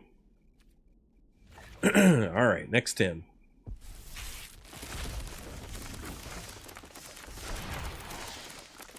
Only one more rare that time, which is a little lackluster. Only getting a little bit vault progress. I thought that would be a little bit better after all these packs, but still, it's coming as it can. Earth Rumble Wrestlers, 4-drop in Gruul colors, 3/4, Human Warrior Performer. It has Reach. This creature gets +1/+0 as long and has Trample as long as you control a land creature or a land entered the battlefield under your control this turn, which is very doable with Earthbending. I still think it's a little bit expensive as a 4-drop 3/4, but with Reach, that's not that bad. It's certainly better than a lot of others we've seen. We've got Rumble Arena. Vigilance, when this land enters, scry 1, tap, add 1 colorless, or you can pay 1 and tap to add 1 mana of any color. So this is, again, another type of filtering effect, where if you need to change your mana to fix your mana, it can do that, but it doesn't ramp for you. We've got Rough Rhino Cavalry, a 5-drop 5/5 human mercenary with Firebending 2, and it has Exhaust 8. Put 2 1/1 counters on this creature. It gains Trample until end of turn. Not the best exhaust ability I've ever seen, and quite an expensive one. So I don't love this, but at least it has Firebending 2, which is slightly better than we've seen out of a lot of others. Another Rumble Arena Messenger Hawk, 3-drop into Mirror colors, Bird Scout 1/2 with flying. When this creature enters, create a clue token, and this creature gets +2/+0 as long as you've drawn 2 or more cards this turn. Synergizes with draw, again could go in a Homunculus Horde deck, synergizes very well with that, and you can crack these clue tokens to draw an additional card, so if you have the mana, you can do that pretty much whenever. The other Rumble Arena, I think I just almost got a playset of those in this one pack. I don't know if we've covered this one yet, but Airbending Lesson, 3-drop instant lesson, airbend target non-land permanent and draw a card. 3 mana is kind of expensive for that, but it could protect one of your creatures or something that they're trying to kill, and then also give you card draw on top of that, so it's not bad. Fancy Footwork is a 3-drop instant lesson, untap. 1 or 2 target creatures, they each get +2/+2 until end of turn, so a pretty okay combat trick. This is definitely one of the more lackluster lessons that I've seen so far, but at least it is instant speed.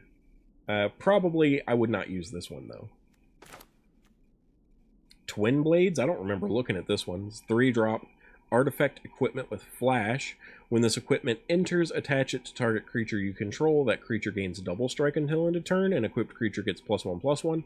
I actually think this is pretty good. You could do it during an attack, you could do it during a block, because it has flash. It's only 3 mana, which kinda sucks for an equipment. However, the equip cost is only 2, which is manageable, and it equips on enter, so that's really nice too. So this is a pretty usable equipment, actually.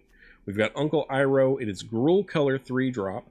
4/2 human noble ally with Firebending 1, and lesson spells you cast cost 1 less to cast, which is really, really nice if you're doing something synergistic with lessons in any of these colors, because this could go in red, green, or any combination of the two.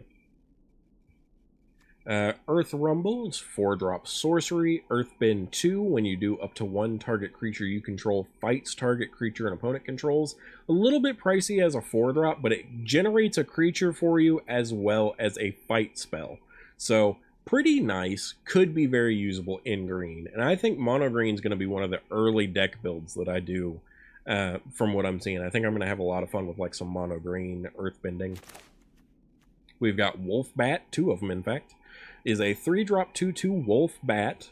It has flying, and when you draw your second card each turn, you may pay 1 black. If you do, return this card from your graveyard to the battlefield with a finality counter on it, which is really good, actually. That means anytime you would draw a second card, so anytime one of these clue tokens gets popped off, anything like that, you can return this from the graveyard to the battlefield for just 1 mana. That's actually pretty decent. Especially if you do some kind of a Golgari self-mill, where you end up putting this card in your graveyard through milling yourself or getting milled, something along those lines, and then bring it back for 1 for free, or for, you know, the efficiency of doing that. It's pretty nice, actually. Allies at Last, 3-drop in green. It is an instant with affinity for allies, so it can be cheaper or even played, cheaper from the more allies you have on the battlefield. It says up to 2 target creatures you control each deal damage equal to their power to target creature an opponent controls. The affinity for allies is really nice. The fact that this is a deal damage rather than a fight spell is so fantastic. So again, I think this is actually a really, really good card, very usable, potentially a 1 mana option, so not bad at all. Get over here into the rares. We have Day of the Black Sun. 2-drop an X sorcery. Each creature with mana value X or less loses all abilities until end of turn and destroy those creatures. That's actually really good. This is almost like 0-point Ballad, maybe better in some situations. 0-point Ballad's going to be your cheaper board wipe, but this could get rid of things that have indestructible and stuff, which is pretty fantastic. We've got Airbender's Ascension, a 2-drop enchantment. When this enchantment enters, airbend up to 1 target creature. Whenever a creature you control enters, put a quest counter on this enchantment at the beginning of your end step. If this enchantment has 4 or more quest counters on it, exile up to 1 target creature you control, then return it to the battlefield under its owner's control. So a really good blink effect for your own creatures to try and recast abilities, get additional uses of airbending. Really nice. The Fire Nation Palace. Again, I'm happy to see one of these lands. I would really like at least one of each. So getting this, I'm totally fine with that. It is it has the ability that this land enters tapped unless you control a basic land, which is really easy to satisfy. It taps for red mana, or you can pay 2 and tap it. Target creature you control gains Firebending 4 until end of turn. So really, really nice way, again, like with that card we saw earlier where it only needs an additional 2 Firebending on top of that. This could give you what you need to get the Firebending on the other, to get the indestructible. It's really nice. Aang's Iceberg again. Sokka Tenacious Tactician. It is in, what is that, Jeskai colors? It is a 3/3 human warrior ally. It's only a 4-drop. 4-drop 3/3 isn't bad, especially with menace and prowess, and then other allies you control have menace and prowess also. Absolutely nuts. And then whenever you cast a non-creature spell, create a 1/1 white ally creature token. So anytime you cast a non-creature spell with this out on the battlefield, you not only are going to generate additional tokens, but you're also going to get prowess triggers on all of your creatures, as long as they're allies. Absolutely crazy. This is a really, really good ally. Got Fire Nation Drill, 4-drop legendary artifact vehicle. It is a 4-drop 6/3 with base power and toughness. Does have trample, which is really nice too. And then when the Fire Nation Drill enters, you may tap it. When you do, destroy target creature with power 4 or less. So it also acts as a kill spell on entry, which is really, really nice. Pay 1, permanents your opponent's control lose hexproof and indestructible until the end of turn. So that's actually really nice too. You can use that to remove protection from your opponent's things just from having this on the battlefield and paying 1 mana. And it has a crew cost of 2, which is totally manageable. It's not very expensive at all. So this is actually pretty good. We've got Toph, Hard-Headed Teachers, a 4-drop in Gruul colors, 3/4. Human warrior ally. When Toph enters, you may discard a card. If you do, return target instant or sorcery card from your graveyard to your hand. And whenever you cast a spell, earthbend 1. If the spell is a lesson, put an additional 1/1 counter on that to land. So really, really good. Synergizes fantastically well, both with earthbending and with lesson cards, which I think are going to be huge.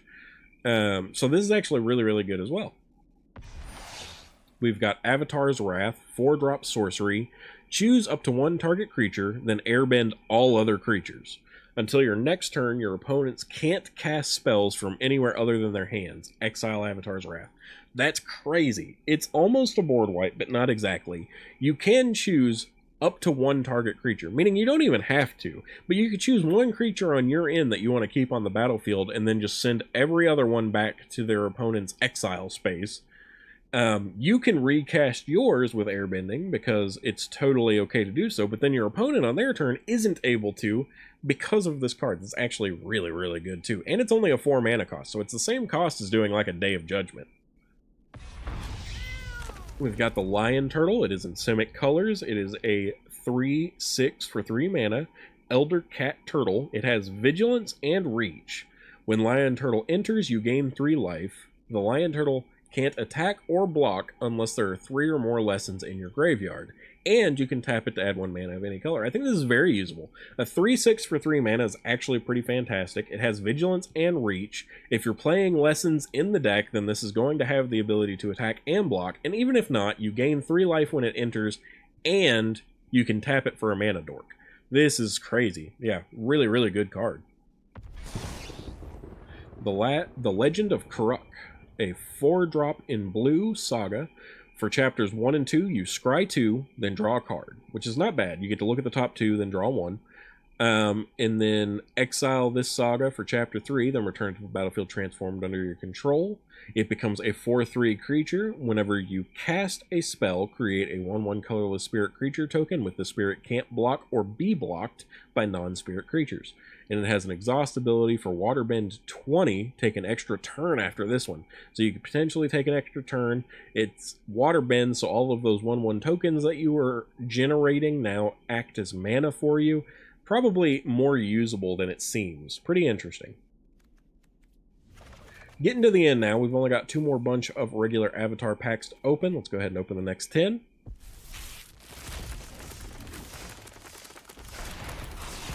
Did get a mythic rare wild card there, which is fantastic. Let's go ahead and head back to the beginning here. It looks like we have a handful of new ones. Got another land. Corrupt Court Official. I know I already saw this earlier, so that pretty much guarantees that it's a reprint because it's still saying first above it, even though we got it earlier. Let's see. Tree Trop, Freedom Fighters. It's a 3-drop 2/1 human rebel ally with haste. When this creature enters, create a 1/1 white ally creature token. So essentially you're creating 3/2 power toughness. I don't love it. I think for 3 mana it's still probably not good enough. Pretending Poxbearers is a 2-drop 2/1 human citizen ally. When this creature dies, create a 1/1 white ally creature token. I don't hate this one as much, actually. It's not fantastic. I would much prefer a 1-drop, but at least it regenerates something for you on death. So it's beneficial in that way and could be used as a sacrifice card, especially in Orzhov colors, so it's a little bit better. We've got a Cat Owl, which is a 4-drop in Azorius colors, 3/3, flying. When this creature attacks, untap target artifact or creature. I don't love it. For 4 mana, it's just a little bit too pricey in my opinion, but it does have flying. Could potentially go in a deck with Momo, so there's some potential there. Got Octopus Form, 1-drop instant lesson. I love that. Lessons being 1-drop is crazy to begin with. Like, these cards are awesome.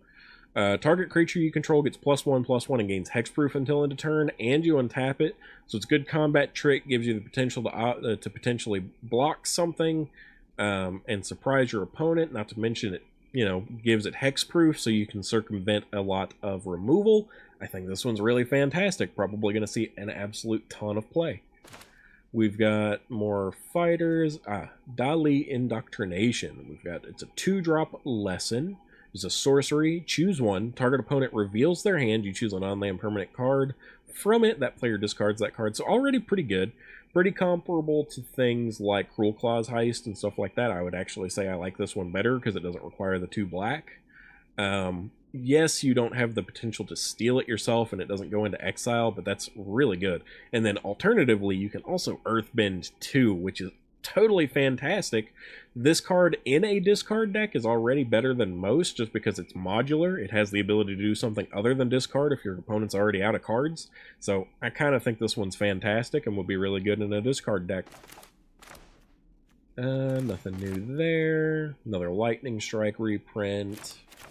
Here we go. Vengeful Villagers, 4-drop, creature, human, citizen, 3/3. Whenever this creature attacks, choose target creature an opponent controls, tap it, then you may sacrifice an artifact or creature. If you do, put a stun counter on the chosen creature. So it does give you the ability to attack and does the benefit of tapping down on a creature your opponent controls for you could be really nice just by clearing out blockers that way. But then on top of that, if you also have clue tokens or something along those lines to sacrifice, then you can now sacrifice one of those to put a stun counter, which is really nice too. So I think this is actually pretty decent for 4 mana. Southern Air Temple, 4-drop Shrine. I hadn't seen any of the shrines yet, but Legendary Enchantment Shrine. When Southern Air Temple enters, put X/1/1 counters on each creature you control, where X is the number of shrines you control. Whenever another shrine you control enters, put a 1/1 counter on each creature you control. So if you're playing shrines, this is probably pretty good. I imagine there's almost definitely one in each color. I'm pretty unfamiliar. I don't think it's going to be a really prominent tactic. It could be interesting, but it's not something I'm going to be building around.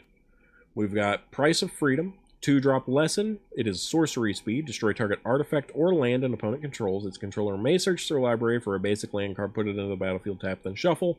Then you get to draw a card. This is going to be better in regards of being like an Abrade type effect, getting rid of artifacts. The fact that your opponent gets to go and get a land means you're ramping them, which I don't love. You do get to draw a card for it, but this is probably one of my least favorite lessons that I've seen so far. We've got Bitter Work. It is in Gruul colors, 3 mana enchantment. Whenever you attack a player with 1 or more creatures with power 4 or greater, draw a card. Then Exhaust 4, Earthbend 4, activate only during your turn. So pay 4 mana, and Exhaust, meaning you get to do the Earthbend ability, which lets you Earthbend for 4, which is pretty fantastic. Exhaust is a one-time use ability, so we're not going to get to do it more than once. But still, a 4/4 land creature that's going to come back as a land when it dies is not bad. We've got Solstice Revelations, 3-drop instant lesson. Exile cards from the top of your library until you exile a non-land card. You may cast that card without paying its mana cost if the spell's mana value is less than the number of mountains you control. If you don't cast that card this way, put it into your hand with a flashback for 7. I actually think this is pretty decent. It has its own inherent flashback, which is expensive but very nice. And it's just a free spell if it's cheap enough for you to play it, like with the mana that you have. And if it's not, you still get to keep it. It doesn't go away. It just goes to your hand. So very nice. Haru Hidden Talent, 2-drop 1/1 Human Peasant Ally. Whenever another ally enters, another ally you control enters, Earthbend 1, so you're going to generate a lot of land creatures doing this in a allied deck. So I think this is pretty good. We've got Water Balloon, 3-drop artifact vehicle, flying, has crew for 3, which is kind of pricey actually. It's got a base power and toughness of 4/3, and pay 1, put a fire counter on this vehicle. As long as this vehicle has 3 or more fire counters on it, it's an artifact creature, meaning you don't have to crew it, it just becomes a creature, which is pretty nice. It's not a tap ability, so you could pay 3 mana on top of already having this out on the battlefield to just get it to be a creature. So not terrible. Energy Bending is a 2-drop colorless lesson instant. Lands you control gains all basic land types until the end of turn. Draw a card. If you're just wanting a lesson in any color that can fuel your other lesson abilities, this is fantastic. It's basically just a draw spell. It also can mana fix for you, but really it's just draw a card, get a lesson in your graveyard to fuel your graveyard lesson abilities. We've got Sokka, Lateral Strategist in Azorius colors, 3-drop 2/4. Human Ally Warrior. Vigilance when Sokka and at least one other creature attack, draw a card. I think that's pretty good, actually. It's got Vigilance. It looks like it would have Flying, but it doesn't. Which makes it a little bit worse. But the fact that it's a 2/4, not too bad. Less likely to die on blocks, at least, from that. Alright, we do have a couple of mythics here, which is nice. Let's see what we've got. Obsessive Pursuit, which we saw earlier. Rare Wild Card. Fire Lord Azula. 4-drop in Mardu colors. Is a 4-drop 4/4 Human Noble. Legendary creature with Firebending 2, which is pretty good. And whenever you cast a spell, while Fire Lord Azula is attacking, copy that spell. You may choose new targets for the copy. Oh, that's nasty. That's really good. Yeah. Fire Lord Azula, especially in a deck with that other one that we saw that had the indestructible if you firebend for 6. Ooh, they would be so good together. Mardu may be the color to do in firebend for sure. I like that. Got Realm of Ko, so we got the black land, which is really good. Enters tapped unless you control a basic land. Can tap for swamp, pay 4, create a colorless spirit creature token that, with this token, can't block or be blocked by non-spirit creatures. Not bad. Not as good as some of the other ones I've seen, I think, but still would be happy to get at least 1 or 2 of each of these lands. Secret Tunnel. It is a cave, a land. This land can't be blocked, so if you earthbend on this land, that's actually really, really good. It can be tapped for colorless land.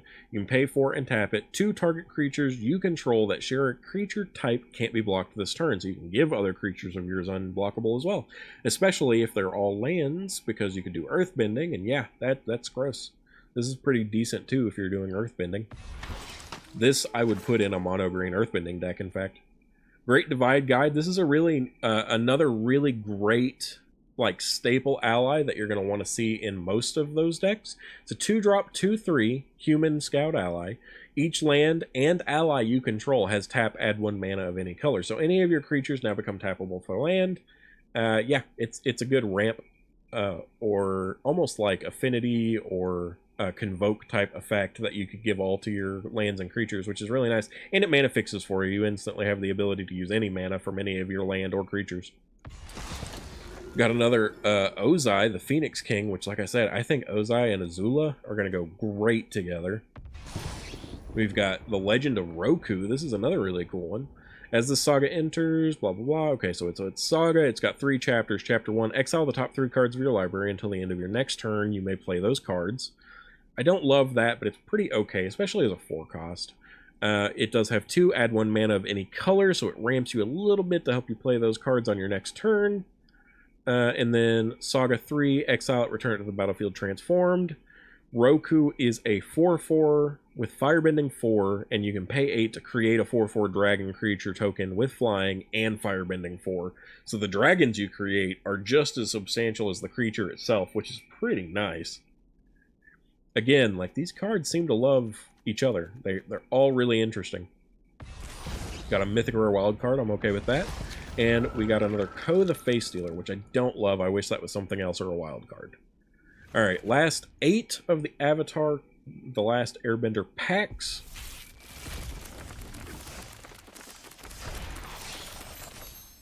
Got just a few more commons and uncommons to look through here. We are mostly through all of those at least, which is nice. Let's see here. Waterbending Lesson. It's 4-drop lesson. It's a sorcery. Draw 3 cards and then discard a card unless you waterbend 2. Pretty doable, actually. I think this is still just a fine lesson. It's basically just draw 3 cards and then tap 2 creatures if you can. Or pay 2 extra mana or whatever, and you don't have to discard anything. And sometimes you might want to discard too. So, interesting. Not bad at all. What else do we got? Porcupine. It's 3-drop 2/2 Boar Porcupine. Whenever you cast a non-creature spell, put a 1/1 counter on this creature. It does at least grow, so it's better than a lot of the other commons and uncommons we've seen. I still don't love it for a 3-drop 2/2, but it could be good if you're doing like a synergy with that green card that is like the more creature types that a creature has, the bigger it gets, and then this has the ability to keep getting additional 1/1 counters on top of that, so it could be useful. Trusty Boomerang, 1-drop. Equipped creature has pay 1, tap target creature, return Trusty Boomerang to its owner's hand. It's a 1-drop with an equip for 1. Pretty lackluster. Boomy, King of 3 Trials, is a 6-drop 4/4 human noble ally. When Boomy enters, choose up to X, where X is the number of lesson cards in your graveyard. Interesting. Has 3 abilities: Earthbending 3, target player scries 3, and put 3 1/1 counters on Boomy. It's really expensive for what it does, but it's very interesting too. It's an interesting ally card, so. But it really depends on both if you're playing lesson cards and just how effective getting that mana up quickly is. Well, let's see here. We got Crescent Island Temple. I'm getting all the shrines now. It says, when Crescent Island Temple enters, for each shrine you control, create a 1/1 red monk creature token with prowess. Whenever another shrine you control enters, create another 1/1 red monk. Okay, we've got the black one here. Northern Air Temple is 1 black. Legendary Enchantment Shrine. As 1 mana, that's actually possibly pretty playable. I don't know how good this is, but 1 mana is actually much more doable than the other ones I've seen. When Northern Air Temple enters, each opponent loses X life and you gain X life, where X is the number of shrines you control. Whenever another shrine you control enters, each opponent loses 1 life and you gain 1 life. That's probably why it's so doable, is because you're not going to have that many other shrines unless you're playing a shrine deck in multicolors. These are all legendary, so you're not going to have a whole bunch of Northern Air temples out at the same time. So, Boomerang Basics, 1-drop sorcery lesson, return target non-land permanent to its owner's hand. If you controlled that permanent, draw a card. So it says, basically, if you bounce your own thing back to your hand, which is nice to do sometimes if you want to reapply an effect that it does on enter, then you also get to draw a card, which is really nice. My Jaded Edge, 2-drop Human Noble, 1/3 creature. It is legendary. It does have prowess, and it has exhaust for 3. Put a double strike counter on meaning it permanently gains double strike from there, which isn't bad. As far as non-rare or mythic rare creatures go, this is very good. This is a very good uncommon. We've got Suki Kyoshi Warrior, 4-drop in Selesnya colors. It is a star 4 power and toughness, human warrior ally. Suki's power is equal to the number of creatures you control, and when Suki attacks, create a 1/1 white ally creature token that's tapped and attacking. I actually think this is really good. It's going to be exponentially larger based on the number of creatures you control, and it creates creatures when it attacks, which is also fantastic on its own already. So yeah, I like this actually. Team Avatar, 3-drop enchantment. Whenever a creature you control attacks alone, it gets +X/+X until end of turn, where X is the number of creatures you control. You can pay 3, discard this card. It deals damage equal to the number of creatures you control to target creature. That's a lot, but it has a lot of modality. You could do the original ability, or you can discard it for the second ability, meaning that you can kind of choose what you want to do with it, and it's the same mana either way. The discard effect is obviously going to be instant speed possible, so like almost as if it had flash, so pretty interesting. Not bad, actually. We've got a couple more mythics here. Let's see what we got rare-wise. Great Divide Guide, really happy to see that. Foggy Swamp Visions, I really like as well. 3-drop in black sorcery. As an additional cost to cast a spell, Waterbend X. Exile X target creature cards from graveyards. For each creature card exiled this way, create a token that's a copy of it. And at the beginning of your next in-step, sacrifice those tokens. So you're going to lose those tokens, but if you're going up against a Reanimator deck and you have this sideboarded in or what have you, then you could potentially steal those cards from the opponent's graveyard. When they try to reanimate them, they become yours until the end of your next turn, so you get to actually attack with them or utilize whatever abilities they have. This is sorcery speed, so you're not going to be able to do it at instant speed on your opponent's turn, things like that. But doing it on your turn before they get a chance to do like a Zombify or something, or the Cavero, oh, totally good. Iceberg. We got Toph the First Metal Bender, is a 4-drop. 3/3 human warrior ally. Non-token artifacts you control are lands in addition to their other types. They don't gain the ability to tap for mana. That sucks. And at the beginning of your in-step, Earthbend 2. So you can turn them into 2/2 creatures, but they don't get to tap for mana, which sucks. I don't know. This card's probably still good because it does still generate things for you. You get to keep generating more creatures on your in-step. So it's nice in that regard. Another Earth King Lieutenant. Another Unagi of Kyoshi Island. Let's see what our mythics are. Boomy Unleashed. 5-drop, 5/4 human noble ally in Garul colors. It has trample, and when Boomy enters Earthbend 4, which is pretty fantastic on its own already. So not only are you paying 5 to get your 5/4 with trample, but you also get a 4/4 on top of that. Whenever Boomy deals combat damage to a player, untap all lands you control. After this phase, there is an additional combat phase. Only land creatures can attack during the combat phase. But that's still crazy. That's really good too, especially in an Earthbending deck. Earthbending seems really crazy to me. And then we have Avatar Aang. It's a 4-drop, 4/4 human avatar ally. It has flying and firebending 2, which is kind of weird. Whenever you waterbend, earthbend, firebend, or airbend, draw a card. Then if you've done all 4 this turn, transform Avatar Aang to Aang, Master of Elements. Legendary creature Avatar Ally, flying, 6/6. Spells you cast cost 1 less of each color to cast. At the beginning of each upkeep, you may transform Aang, Master of Elements. If you do, you gain 4 life, draw 4 cards, put 4 1/1 counters on him, and he deals 4 damage to each opponent. crazy. Lots of stuff. Not very expensive either as a 4-drop. You just have to have the colors. Now we have our golden packs here. Let's see what we get from those.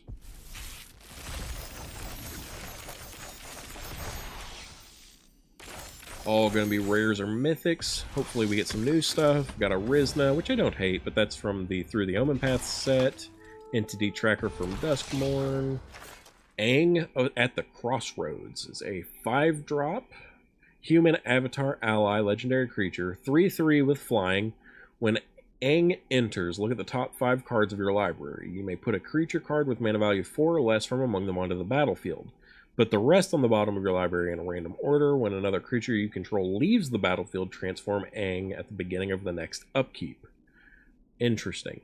Not super expensive. Only a 3/3 kind of sucks, but does generate another creature for you potentially. Aang Destined Survivor. Legendary creature, Avatar Ally, 4/4. Flying land creatures you control have vigilance, and at the beginning of combat on your turn, Earthbend 2. Which is really good too. All these Aang cards are seeming really powerful. Got a Lenny,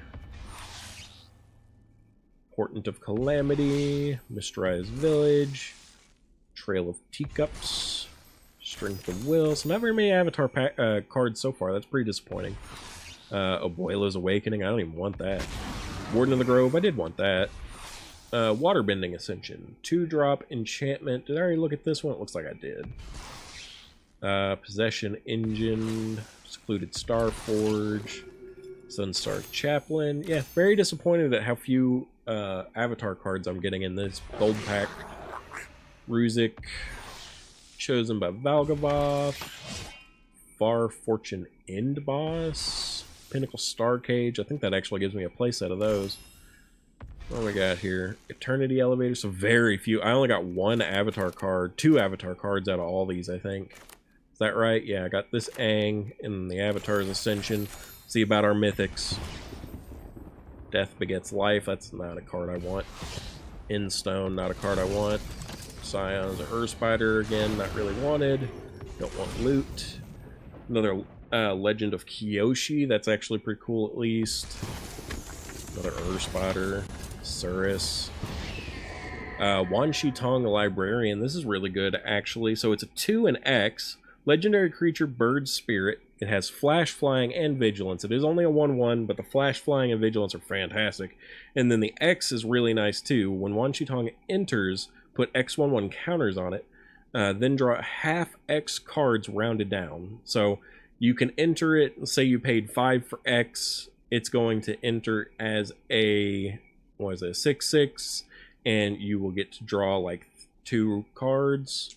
And then you get to put a 1/1 counter on this creature each time you draw a card. So yeah, pretty sick. It's gonna get huge just on the turn that you play it already. Aether Spark. Nothing. Okay, we got another Ozai. I'm actually pretty happy with the Ozais. I wish I had gotten some other stuff. Obviously, I didn't get any Owlbear Cubs or anything like that, so I might have to use my 4 mythics on Owlbear Cubs. That's probably what I'm going to be doing for my mythics this time. Got some interesting rares to think about, though, especially from the ones that I got. Hopefully you guys enjoyed this. I know not all the cards were super interesting, but it was a good overview of the set for me, and I really enjoyed looking at it all. If you did watch this, thank you for joining me. I really appreciate you coming and watching these, because I know these don't do very well. Most of it's just me looking at cards and reading a whole bunch, but it lets me familiarize with myself with the set before I start building decks. So that's why I always start each set with that. Like I said, thank you for joining me, especially if you made it this far, and hopefully you'll see me in the next video too.